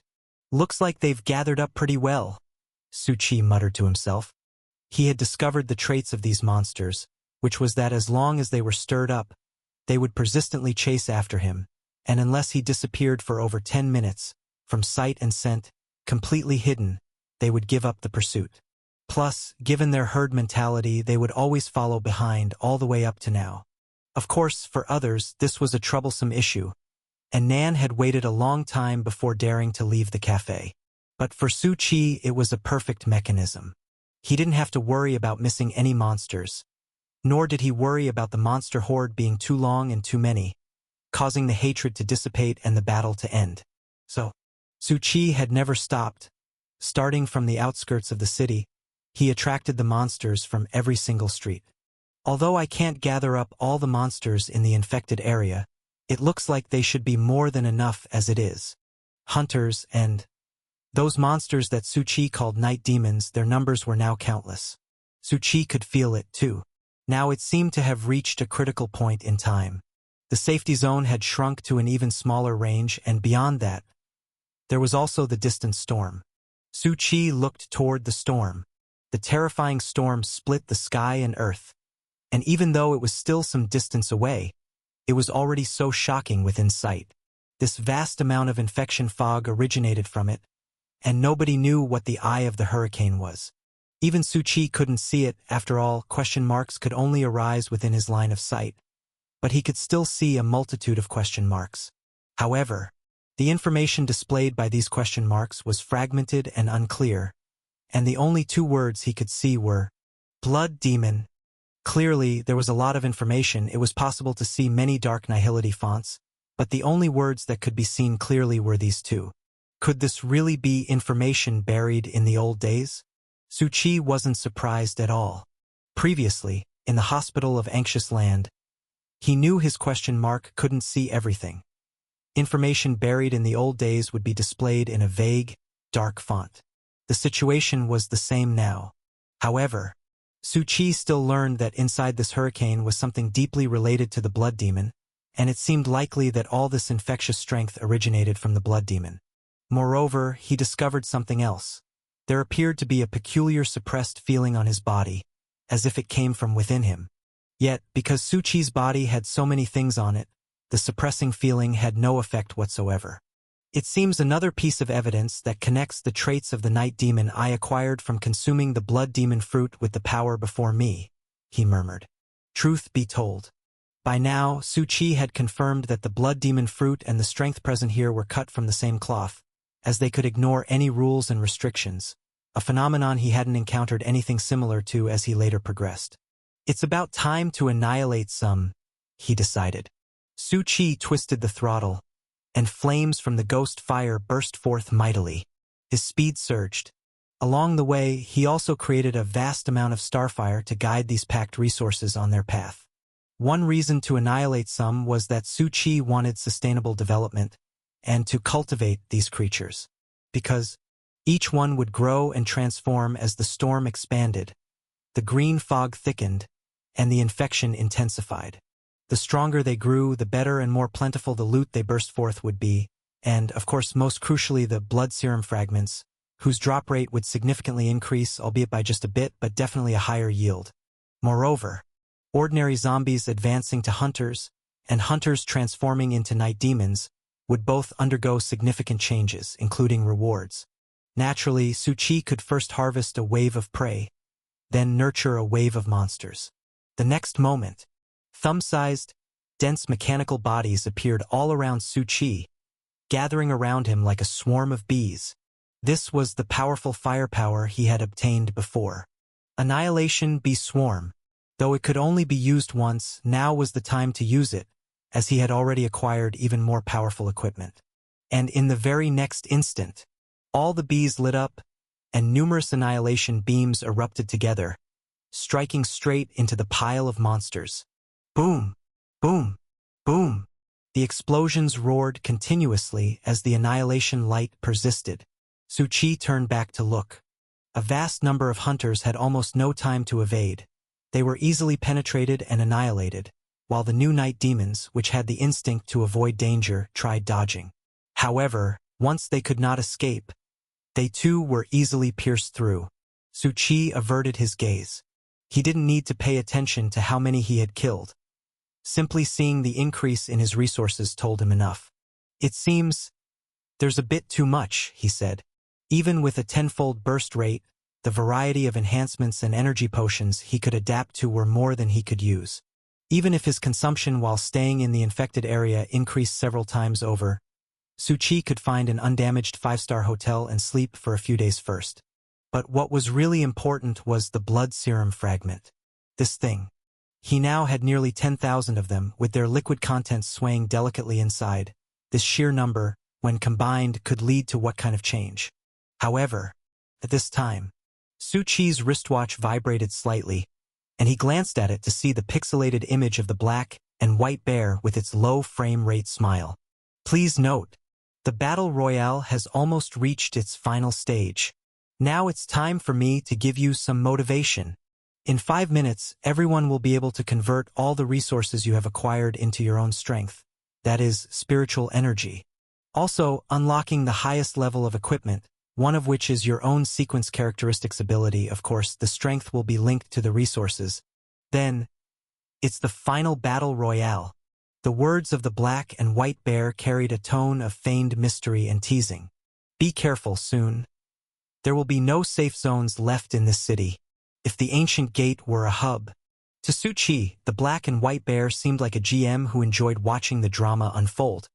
Its role demanded it, and its identity also piqued Su Chi's curiosity.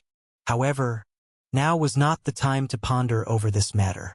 At this moment, both the people of the current world and the abyss had received the news, and everyone immediately experienced a change in emotion.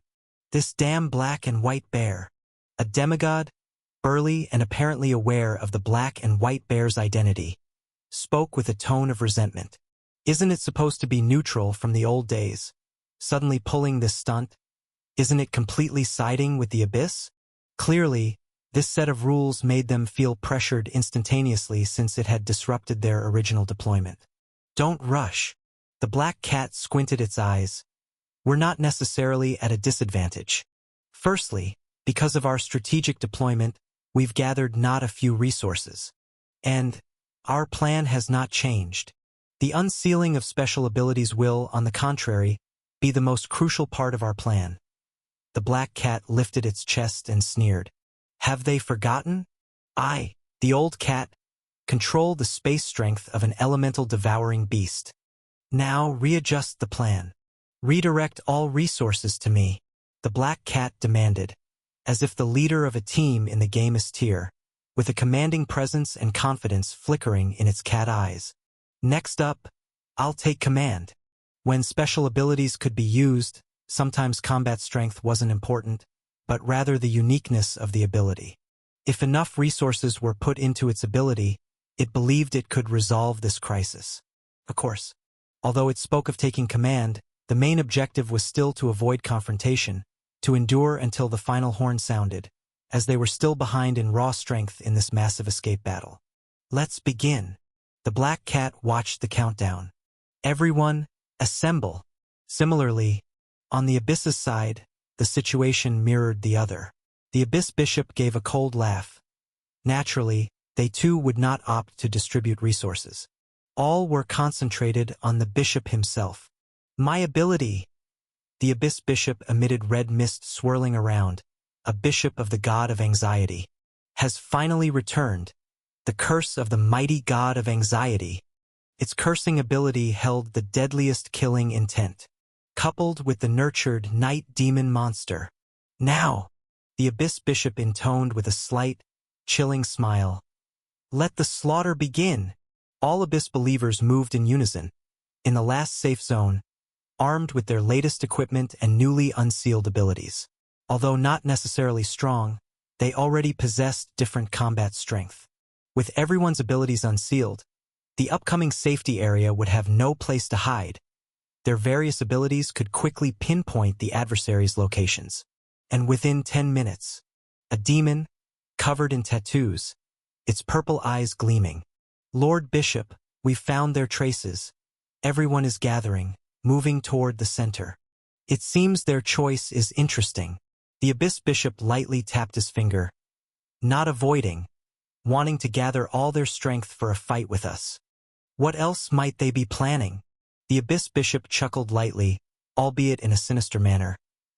That cunning black cat isn't much of a tough creature, probably hoping to use its ability for some trickery, but its ability is indeed troublesome. Don't worry, I'm on guard against it. Let's go, it's time to start now, their assembly. Just signals to us they are waiting for us, having made many preparations. It's up to us whether we dare to confront them.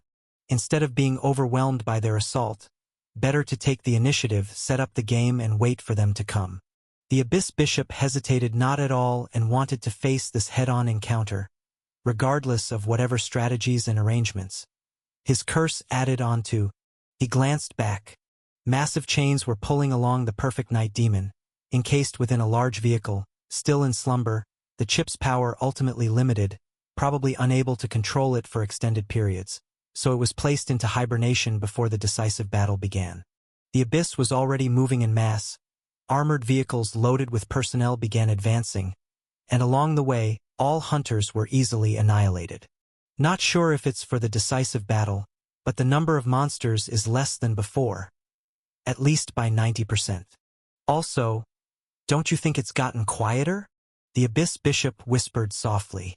They were already nearing the district where the current world people were just spotted, but there was no sign of them around.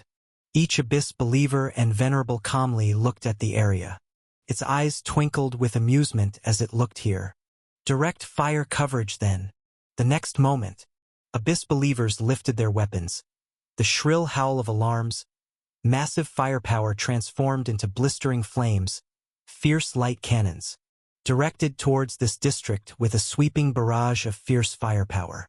But the space before them suddenly trembled slightly, and numerous buildings abruptly shattered. Mirrored flower water moon? The bishop slightly raised his eyebrow, and in the next instant, masses of fully equipped people appeared, emerging from all directions in the distance. And the people of the current world had already formed a surrounding formation. In an instant, massive firepower converged from all around. Not bad, using spatial ability to conceal themselves, lure them in, then encircle and annihilate. The Abyss Bishop chuckled hoarsely. Boom! Over a dozen venerables abruptly unleashed their equipment. Numerous spheres burst open. A powerful energy shield formed around, enveloping all the Abyss believers within, keeping all the firepower out. They definitely don't have as much firepower as we do. Just a rough calculation should reveal their limits. Now, counterattack. A massive burst of firepower erupted from the side of the Abyss believers as well. It directly targeted the firepower points of the present world.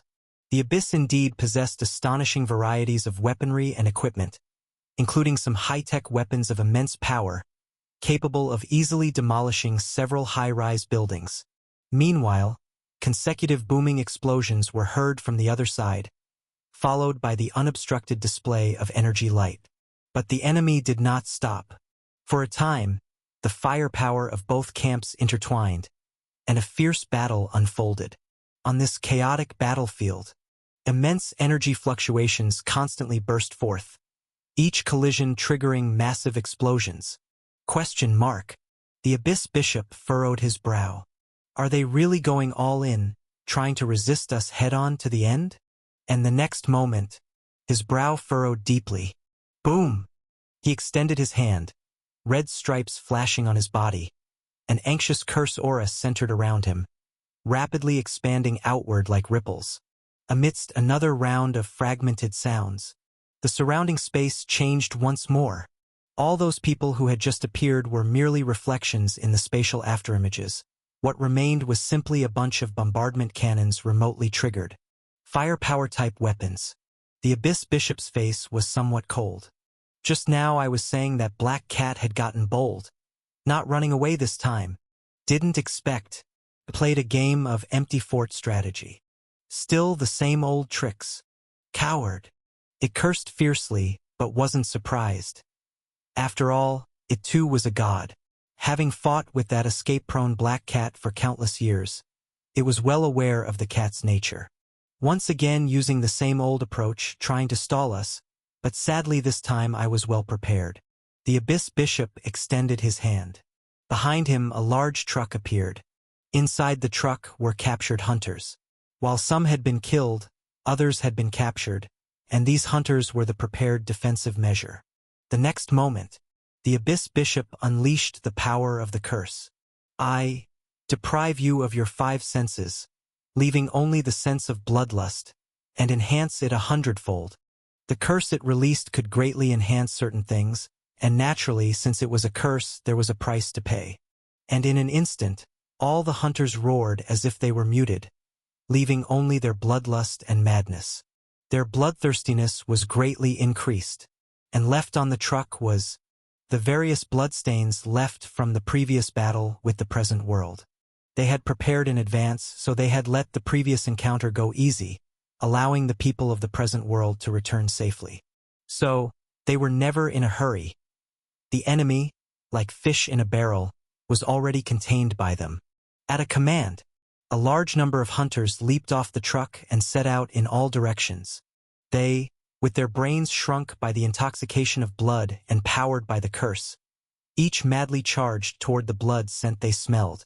However, they suddenly charged out, but after a few seconds, they started circling around, not leaving, but instead roaring wildly, looking around, quivering their noses, their frightening faces filled only with low growls of bloodlust. And this scene left the Abyss believers slightly stunned. My lord, can't they track them? Or are those people too well hidden? Where else could they hide? The Abyss Bishop calmly stepped up to one of the hunters, reaching out to grab its neck.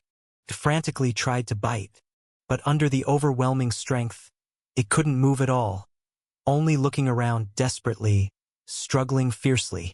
Interesting, really interesting. The Abyss Bishop's eyes suddenly revealed a hint of a cold smile. Almost fooled by you, damn everyone. Continue to bombard the surroundings. All the Abyss believers immediately raised their firepower weapons, and a deluge of firepower burst out, sweeping in all directions. After barely 20 seconds, boom! The space finally shattered completely, and this time, all the present world demigods, heavenly destiny people hidden layer by layer around the space mirrors, appeared on the distant streets.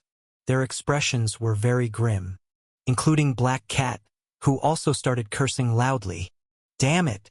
It's studying me. Abyss Bishop revealed a smile. Black Cat, you really know how to play. The first layer of space raised our suspicions, the second layer was for deception, making us think you were playing a bluff, but who would have thought?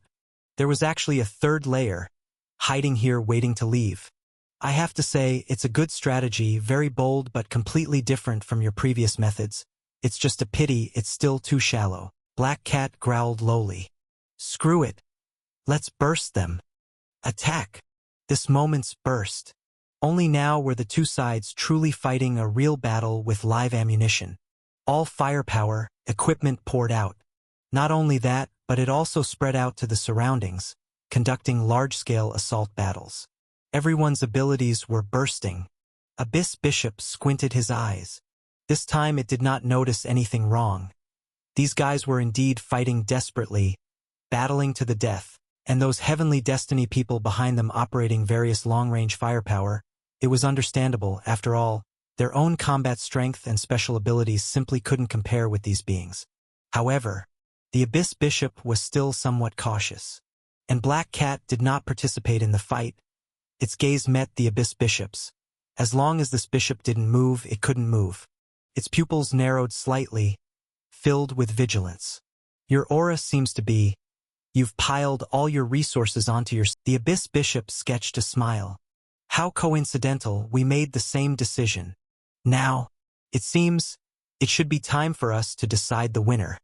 Black Cat, not to be outdone, stretched out a little paw.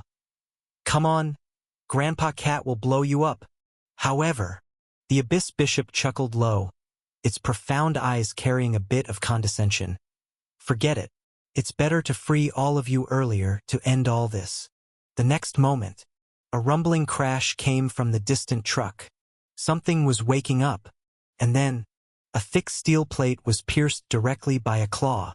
Ripped apart like tofu, a figure emerged with cold air seeping out, perfect muscles on its body, smooth skin covered in red stripes.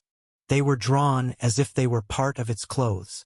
Black Cat's face darkened slightly, but Abyss Bishop did not care. It said to itself, "I call it T0, it's a very perfect monster, whether it's placed here or outside. It has perfect growth potential, terrifying body attributes, and of course, if you don't believe me," smiled. "T0, kill it." Black Cat cursed. "Your mother! Do I look like I don't believe it?" This being called T0 even had a starting gesture to gather strength, but in the next moment it turned into a blur, whipping up a storm of sand and wind, heading straight for Black Cat. Black Cat also reacted extremely fast, suddenly tearing through the space mirror, ready to shift. But naturally, Abyss Bishop had been waiting for this moment. The power of the curse burst forth. All the surrounding spiritual energy came to a halt.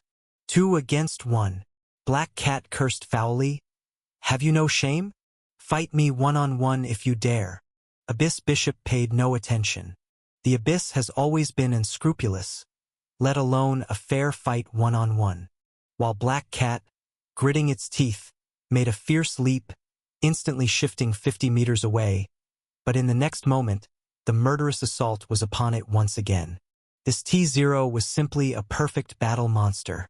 Born with a strong body, Black Cat bit its teeth and kept dodging hither and thither. It naturally had to hold these two fellows back because it really prepared itself for the 4th layer. Behind, all the heavenly destiny people were merely spatial projections. Although it didn't know how long it would take to reveal the trick, right now, they were all fighting desperately here. All the heavenly destiny people were already in the process of transferring and hiding, just waiting for the final countdown of the Great Escape. According to the rules, the exit of the Gate World would appear. That was the only chance. At this very moment, all destiny people were converging on the edge of the infected area, looking back towards the city center. Their expressions sank slightly. The battle has begun. Every person glanced at their wristwatch, which displayed the resources they possessed, along with a map. They were carrying the last of their resources, determined to hold out until the final exit door opened. This is the path that our predecessors have desperately carved out for us to survive. Someone spoke in a grave voice. We must not let their efforts go to waste. And at the same time, his communicator trembled slightly, receiving a message. It was a message from the demigods. His expression turned solemn. Prepare for battle. The Venerables are coming after us. Their goal is the same as ours, to leave this place, except they want to eliminate us before departing. The predecessors have done enough for us. Now we must rely on ourselves. This was an unavoidable threat. If they wanted to survive this battle, it was impossible to avoid these people. And just then, 3 figures appeared at a street corner, their voices carrying over. Do you want to fight? I'd advise you to keep calm. Now is not a good time. The Destiny people looked towards them, their expressions shifting from surprise to joy. It's you. The 2 people they had been searching for were Jeline and Anan. Though they did not recognize the 3rd person, since they were fellow travelers, they were companions. Why did you just say? The Destiny person began to speak, but immediately raised an eyebrow as the 3 were running frantically. Why are you running? Anan and Jeline were rushing with heads down, gasping for breath, struggling to speak as if their physical strength had bottomed out. Yet they dared not stop moving for a moment. On the other hand, Bei Shinxing was able to maintain his ability and even had the energy to say, I don't know what's happening with you right now, but I still have to warn you. Run. Any delay will be regretted in half a minute. At this moment, Bei Shinxing and the others had also regained their abilities and obtained new equipment and tools. But they did not dare to pause for a second.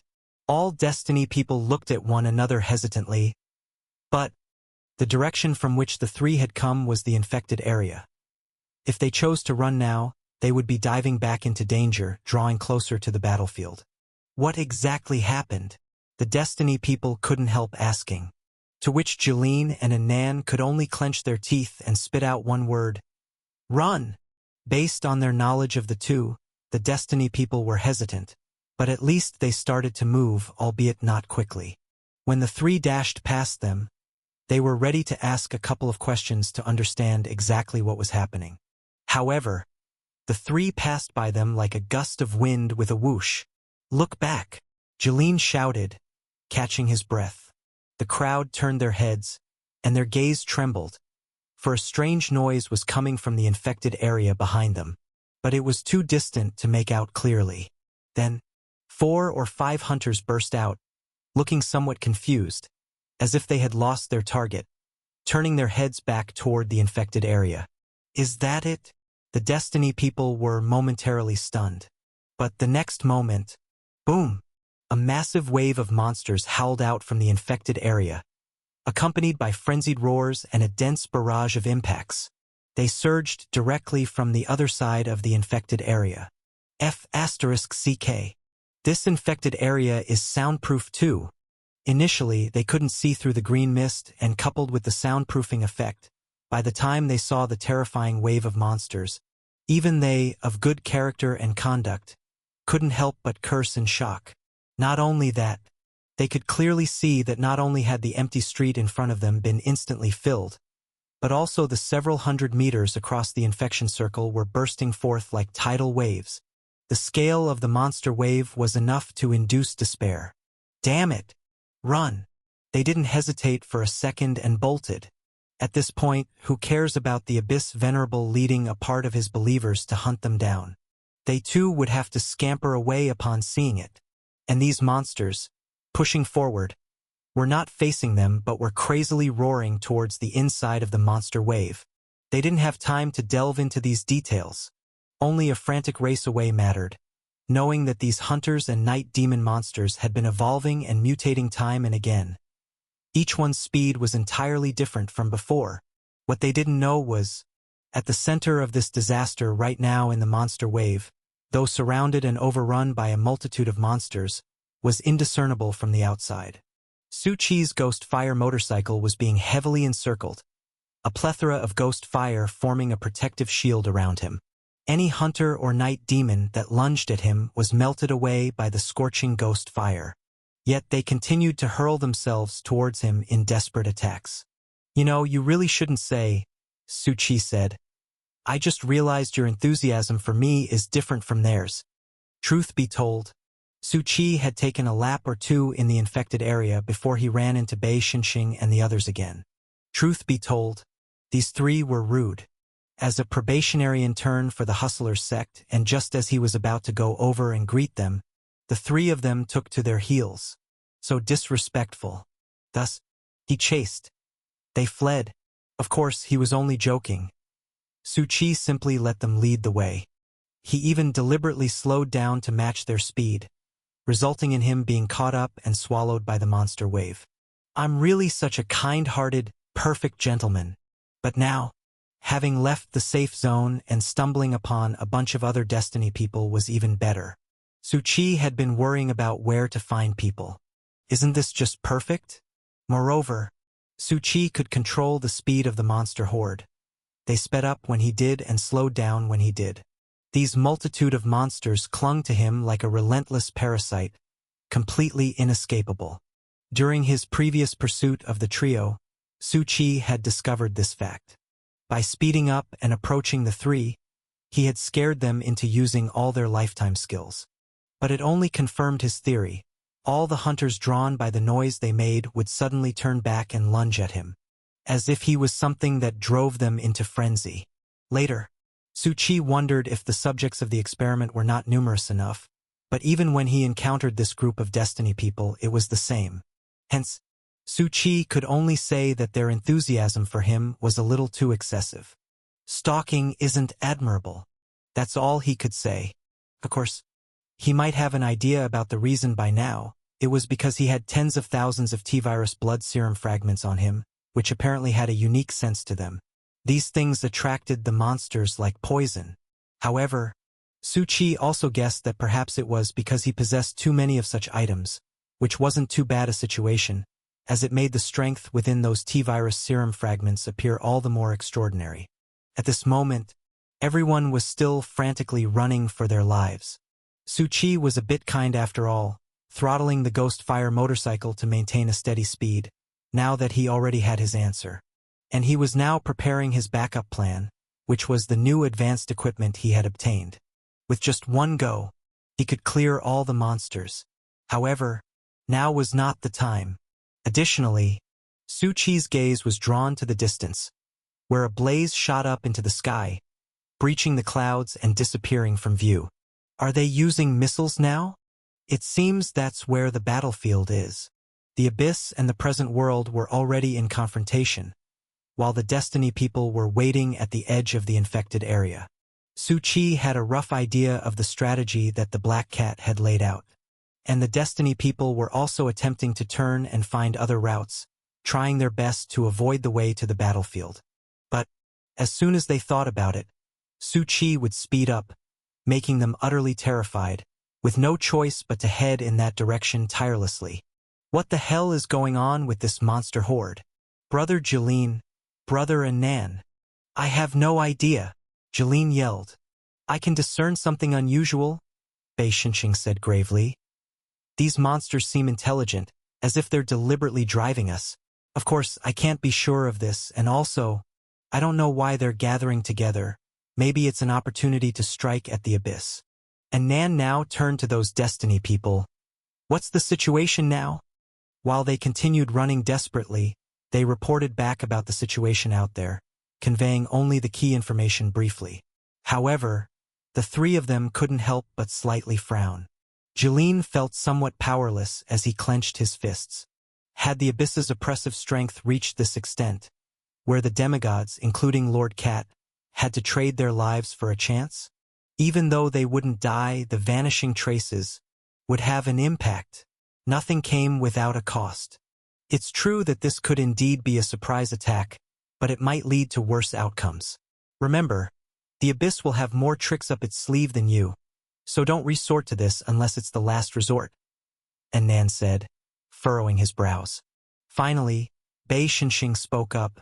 Though you speak with vigor, let me remind you first, not whether you want to do this, but that we're now unavoidably getting closer to the fact. Do you think you can stop this endless and terrifying monster horde behind us? Secondly, Bei Xinxing looked ahead. Now we have a new problem. In the distance, ahead of them, dozens of hunters burst out from the streets, with bloodthirsty roars drenched in madness, notably different as if they couldn't see. At the same time, it seemed there was a group of people behind them, numbering in the hundreds, each of them causing the Destiny people's pupils to shrink. The Venerables and their Abyss followers. They really have come, the Destiny person who had received the information earlier said with a somber expression. Now with enemies ahead and blockers behind, what do we do? They want to block us? Then let's just blow them up. After a brief moment of disarray, all Heavenly Destiny people quickly regained their composure, their eyes solemn. Each of them rapidly assessed the situation at hand, knowing any hesitation would only lead to their collective demise. They had no choice but to join the charge alongside the Venerables they were now facing.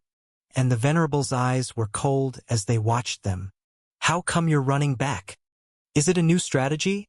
Or do you feel guilty for abandoning your comrades on the battlefield and have returned to support them? One Venerable stroked his chin. Don't be surprised. I have exterminated many indigenous people from different worlds, and some are just like that, even after they've escaped under their comrades' desperate cover. Yet they come back one by one, shouting about friendship, bonds, the future, and all that as they charge forward. And then, of course, not a single one is spared. They all die. The Venerable outlined a cruel, cold smile. I suspect this group of Heavenly Destiny people could be the type to do such a thing. Look, even though they see us here, they still charged forward.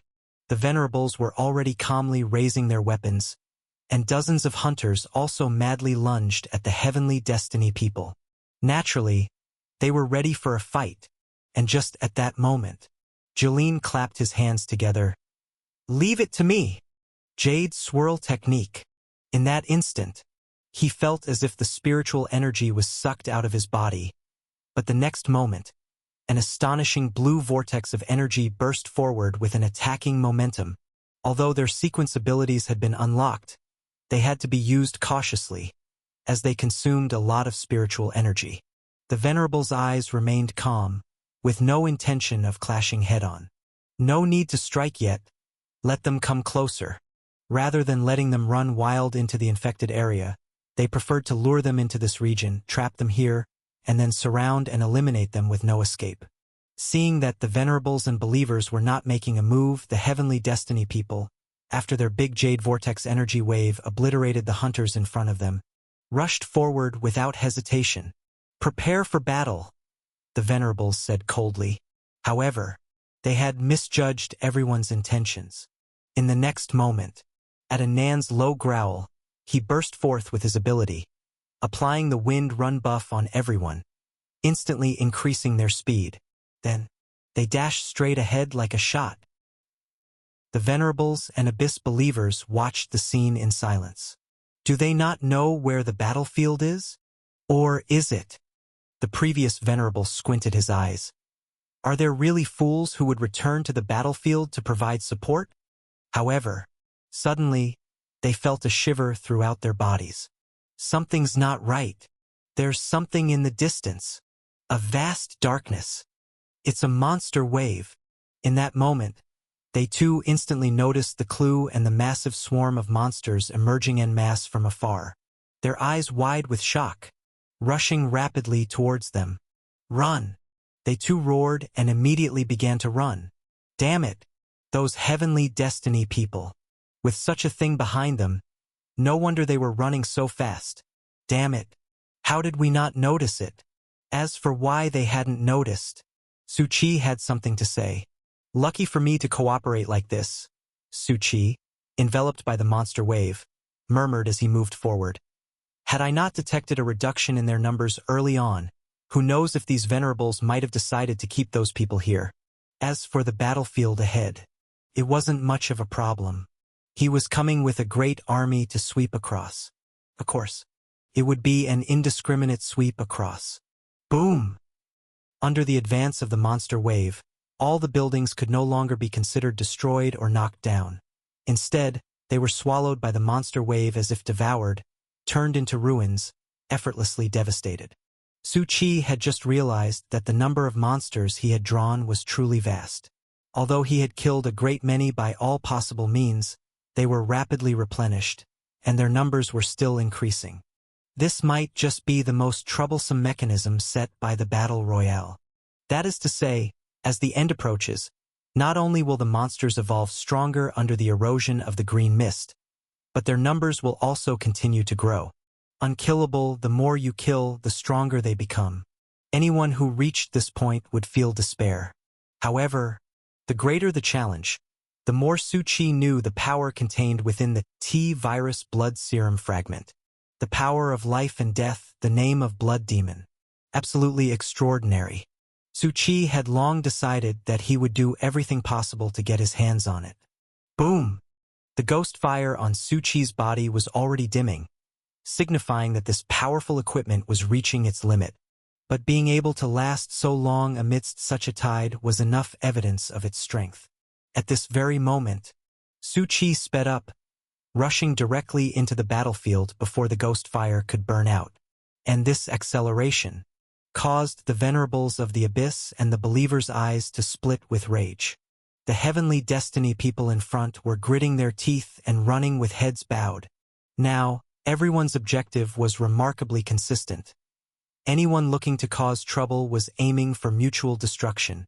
The safe zone had shrunk to a very small size, and after previously running for their lives for 10 minutes, they would only need a little more than a minute at their current pace to enter the battlefield. The battlefield in the distance was now within reach.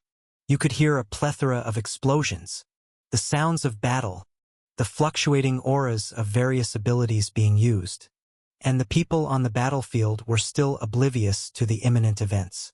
They were still engaged in an intense fight.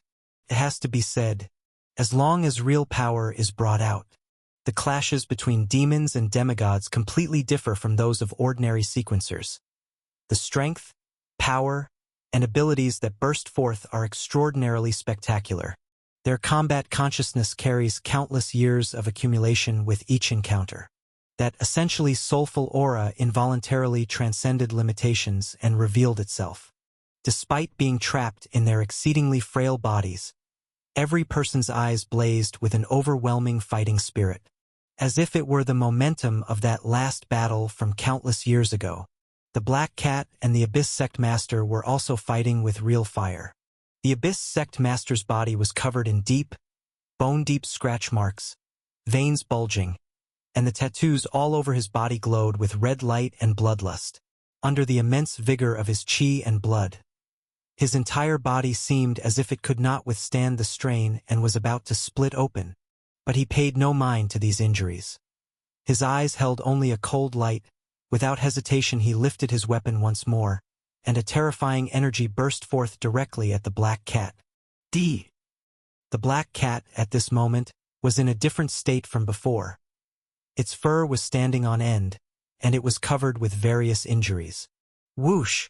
It didn't respond verbally, but opened its mouth, directly clamping down on the thunderous energy that was shooting towards it. You could see its mouth seemed like an endless space, with numerous tentacles stretching out to suppress the sphere of energy. Then it swallowed it down.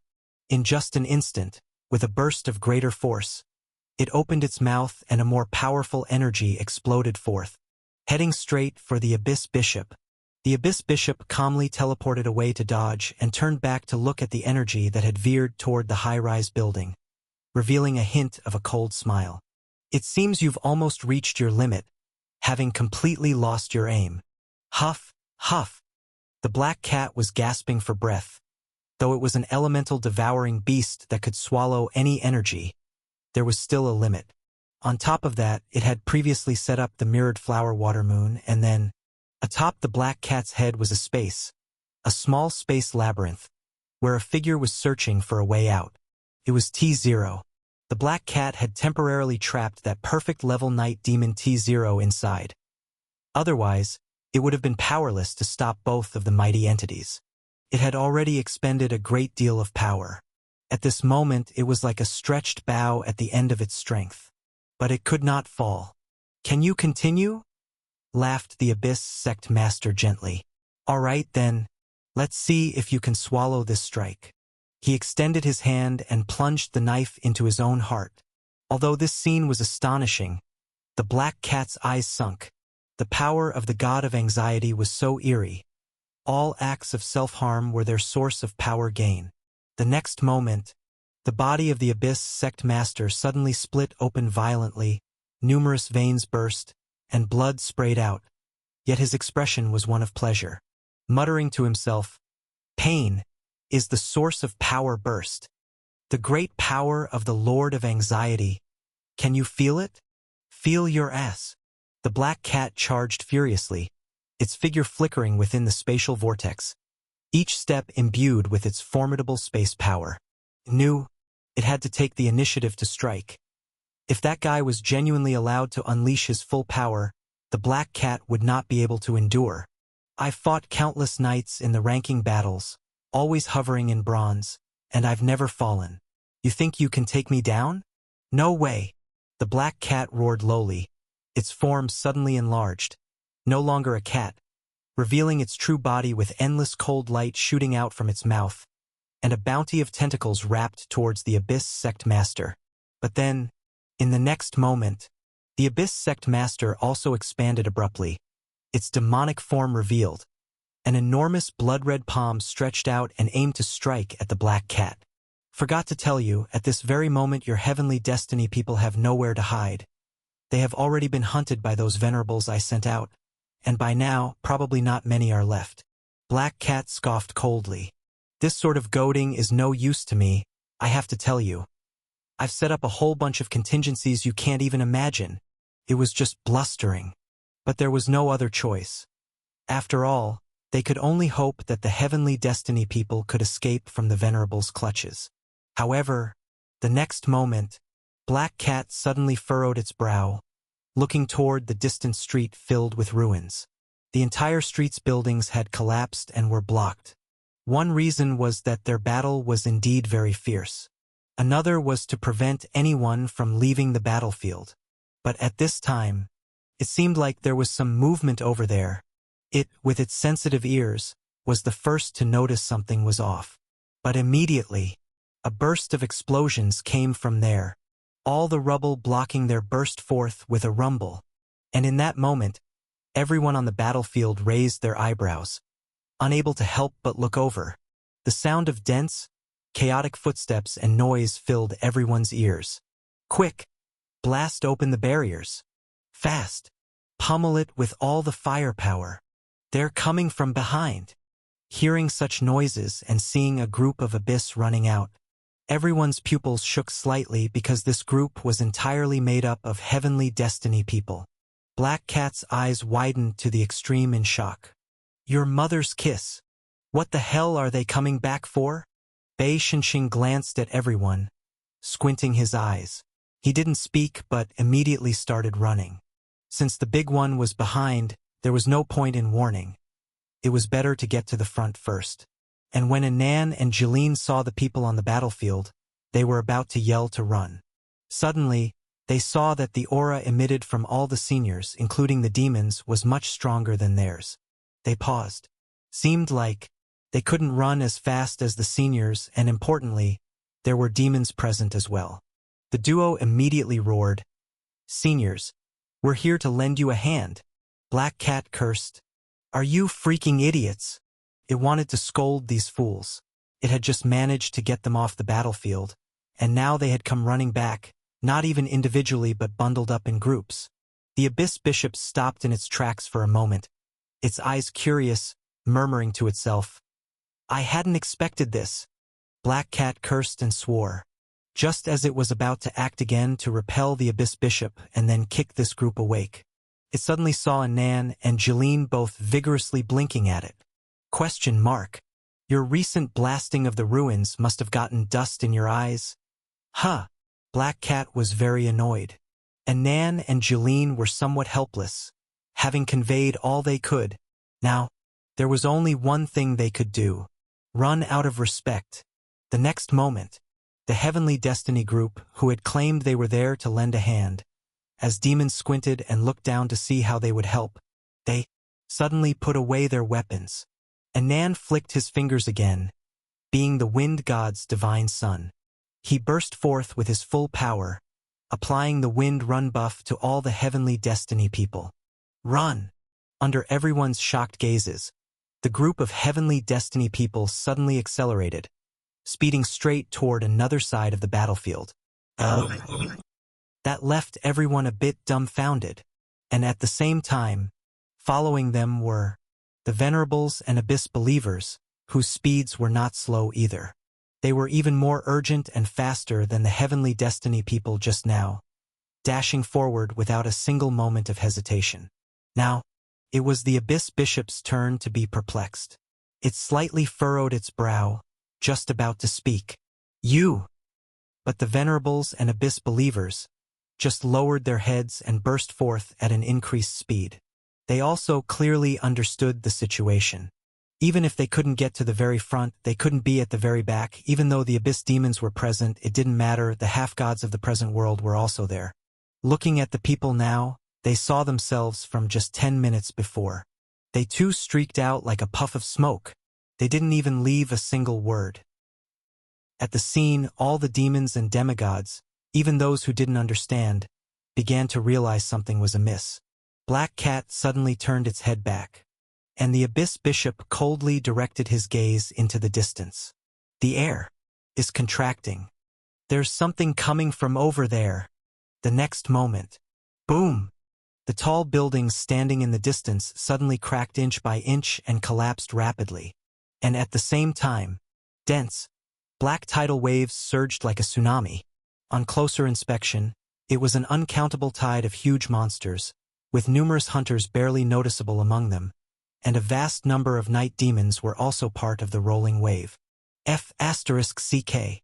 Black Cat's eyes widened. It now understood why that group had run so fast. It also suddenly realized why Anan and Jeline had been desperately winking at it. And the Abyss Bishop's expression had turned extremely grim. Both of them, at that moment, directly transmitted their voices to everyone in their group. Run immediately! Such a terrifying wave would bring destruction. It was impossible to stand and linger here. At this moment, the faces of everyone on the battlefield turned dark, and they all began running, with some also staying alert to prevent enemies from attacking. They joined the fleeing crowd, and the cause of all this, Su Qi, was right in the middle. Damn, this is big. He stroked his chin. His Ghost Fire motorcycle, though crushing its way through, would inevitably be slowed by resistance, and with the Ghost Fire nearly depleted, he had been using a cricket pistol along with mid-level equipment's laser beam to clear a path. He had killed many. Of course, he had also acquired quite a few T-virus fragments, and he had discovered that they were endless, and as his blood serum had been wildly surging, the monsters around him were gathering in even greater numbers. Utterly insane. Fortunately, there are also plenty of resources. Su Qi's spiritual energy had now reached a very high level in the millions, but it had its limits. It didn't enhance his physical attributes but could only be used in his sequence abilities. And others probably didn't have this concern. What Su Qi was worried about was choosing which sequence ability. After all, he could only pick one. Ancient God Heart Combat attribute, too random. Spiritual Eyes power, like a powder keg, he couldn't touch it lightly now. Immortal Path was yet to be developed. Only the Angel series could be used. However, Su Qi was still not in a hurry. This opportunity to synthesize the serum was a one-time thing. So he had to wait. The number of monsters was already enough, but they hadn't completely evolved yet. And of course, Su Qi also made backup preparations. At this moment, the watch on his wrist began vibrating again. The safe zone will be completely swallowed by the infected area in 1 minute. Please note, the exit door will also open. Apart from those buried in the old days, the rest of you find this door and escape the city that is about to be destroyed. Otherwise, you will stay here forever. Finally, the eerie laughter of the black and white bear. There's not much time, and Su Qi also instantly felt all the surrounding monsters excitedly roaring. Within 10 seconds, the green fog behind him surged violently and descended. The previous terrifying storm expanded, threatening to destroy the world, rolling everything up. I've been waiting for this. At the same time, Su Qi also felt that the Ghost Fire motorcycle was about to scatter, probably in less than a few minutes. He immediately turned the throttle to full, sharply increasing the speed. With a penetrating force, he burst out at high speed, carrying a roaring firelight. With the explosive power of the cricket pistol, he directly burst out from the midst of the monster wave. Su Qi directly overtook the speed of the monster wave, catching up to them. The roaring sound carried the Ghost Fire. Naturally, the moment he appeared, he attracted the attention of everyone running in the back. The Abyss Bishop's pupils sharpened. Suddenly a strange face emerged. It was somewhat cautious. Those Ghost Fires were dangerous. And the demigods also had a slightly strange expression. Why did the young man wearing a helmet seem familiar? Only Black Cat, with its short limbs naturally running slow, turned its head at the sound. Then, its eyes suddenly widened. Su Buxian, how the hell are you here? Are you kidding me? Why are you here? Black Cat's eyes bulged wide and round. Su Qi looked at it oddly. Where else could I be if not here? Swallowed up by the monster horde. Black Cat was at a loss for words and sulkily said, I thought you were in the just past crowd of Heavenly Destiny people. To tell the truth, when the Heavenly Destiny people rushed over just now, Su Qi hadn't paid much attention. But Black Cat didn't ask further, and instead looked at the motorcycle Su Qi was riding. It raised its eyebrows ever so slightly. This fire. It didn't know if it was an illusion, but it felt a breath from the old days emanating from this fire. As an elemental devouring beast, it had used its outrageous abilities to traverse many worlds of the old days. It had seen a huge and vast universe-like hub buried deep in the old days, and this fire, seemed to bear some trace of that place. However, Black Cat's strength was now limited, and given the current state of emergency in their escape, it hadn't been able to see more clearly. So why are you lagging behind? Because I'm covering their retreat, Su Chi said lightly. After all, my equipment is not too shoddy. Black Cat didn't doubt him.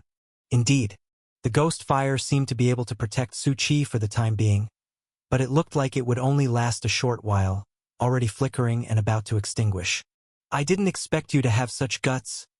Black Cat looked back, its eyebrows raising slightly.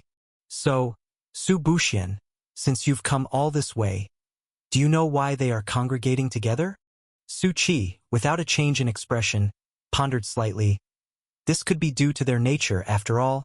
They are social creatures. Maybe they also have migratory habits. Black Cat, your serious tone leaves me momentarily unsure whether I should take what I've heard as a joke or not. Lord Black Cat, their speed is increasing.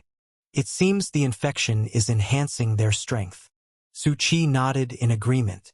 Though the real reason was because of him, that was not important.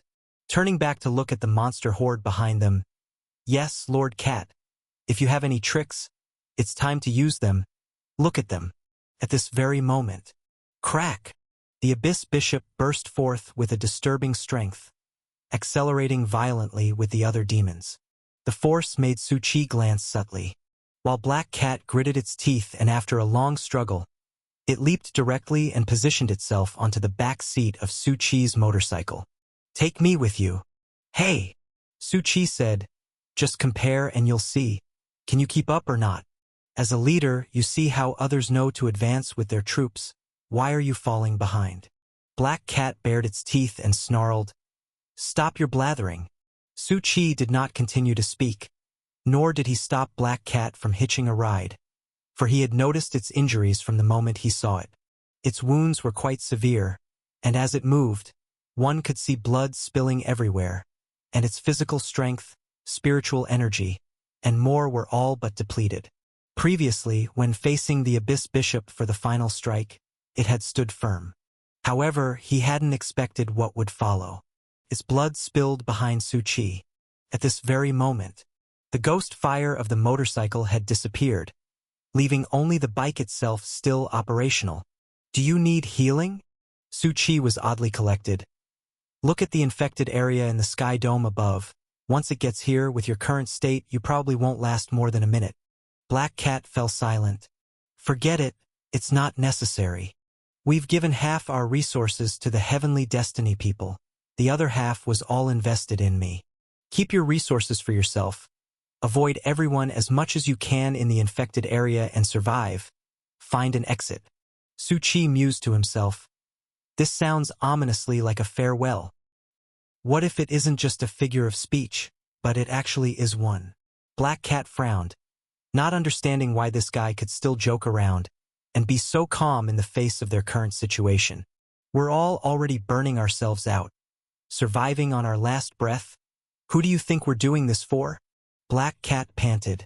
Its speech was through gritted teeth, but its tone became increasingly weak and feeble. Its entire body also struggled to stay on the bike, seemingly on the verge of passing out. Su Chi coolly said, then hold on a bit longer. He picked up the tottering Black Cat, positioned it in front of himself, and used a few chains to secure it so it wouldn't fall off. At the same time, he pressed his hand on its head. Black Cat suddenly felt a surge of energy, as Su Chi was using resources to heal it. You're wasting resources, it said hoarsely. Due to the enhancement of my sequence abilities, the cost of recovery is also increased. This was also the rule's restriction. Obtaining powerful strength would also increase resource consumption. Otherwise, it would be all too easy to use great power to hunt down lots of monsters and snowball. Any other Heavenly Destiny person would bite back a refusal. Only Su Chi paused for a moment, quite agreeably. Indeed, I thought the same. You might as well jump off and be a decoy. It might even buy us some time. Black Cat. That's a bit much, hey? Su Chi stroked his chin.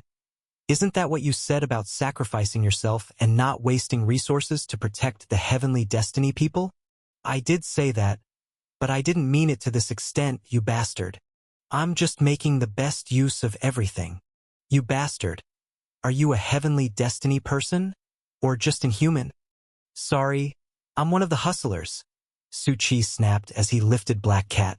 Shit? Black Cat cursed? Are you for real? What do you think? Su Chi snapped as he threw it out. Su Buxian, you bastard. But in the next moment, Black Cat felt something was amiss because all the injuries on its body had completely healed. At the same time, the motorcycle was on the verge of collapse, disintegrating into chains which Su Chi retracted. He was also running extremely fast on the ground. What motherfucker? Su Chi looked at it. Black Cat stiffened for a moment and solemnly said, I mean, you're a genius. At this point, the surrounding demigods watched the actions of the man and the cat. Although there were many comments and questions about why Senior Black Cat seemed so familiar with this heavenly destiny person in front of them. But they couldn't care about that now, as everyone was at their wits' end, and the abyss creatures had already run even farther ahead, leaving only them weary and struggling to keep up at the end. And at that time, while running together, it suddenly realized, no, you invested all the resources in me. Didn't I tell you? Don't waste resources on me. It sighed.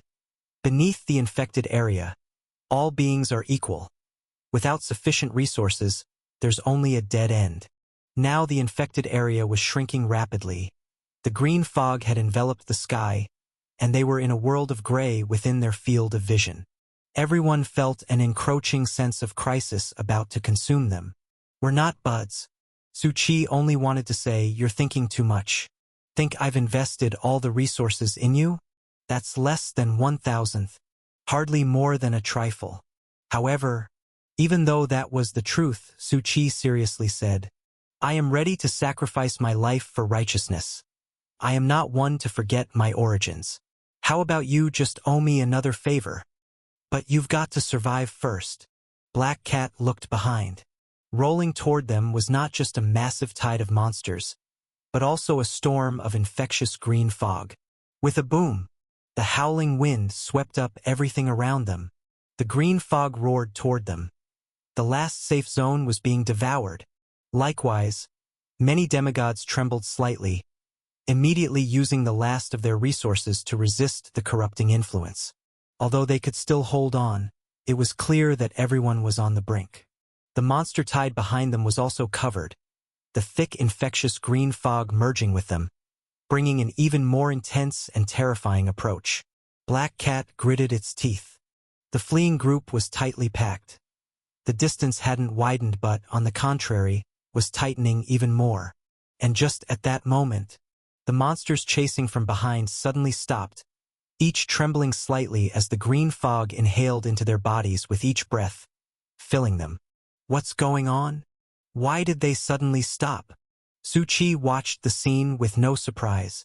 With each shrinkage of the safe zone, the infectious power in the green fog escalates a level, causing all monsters in contact with the escalating infection to undergo a metamorphosis.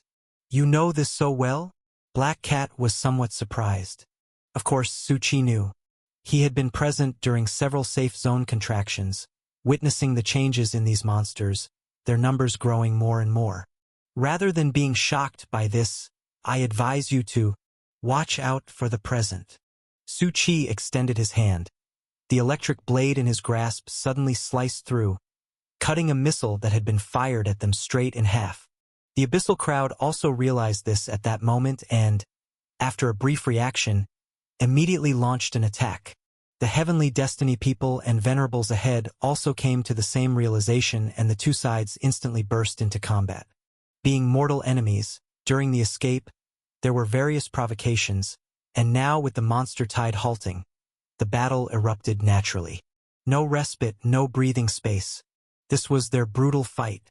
The Abyss Bishop didn't hesitate, instantly erupting with a murderous assault towards Black Cat. It had previously observed the transformation times of these monsters. As the infected area intensified, the time was getting longer.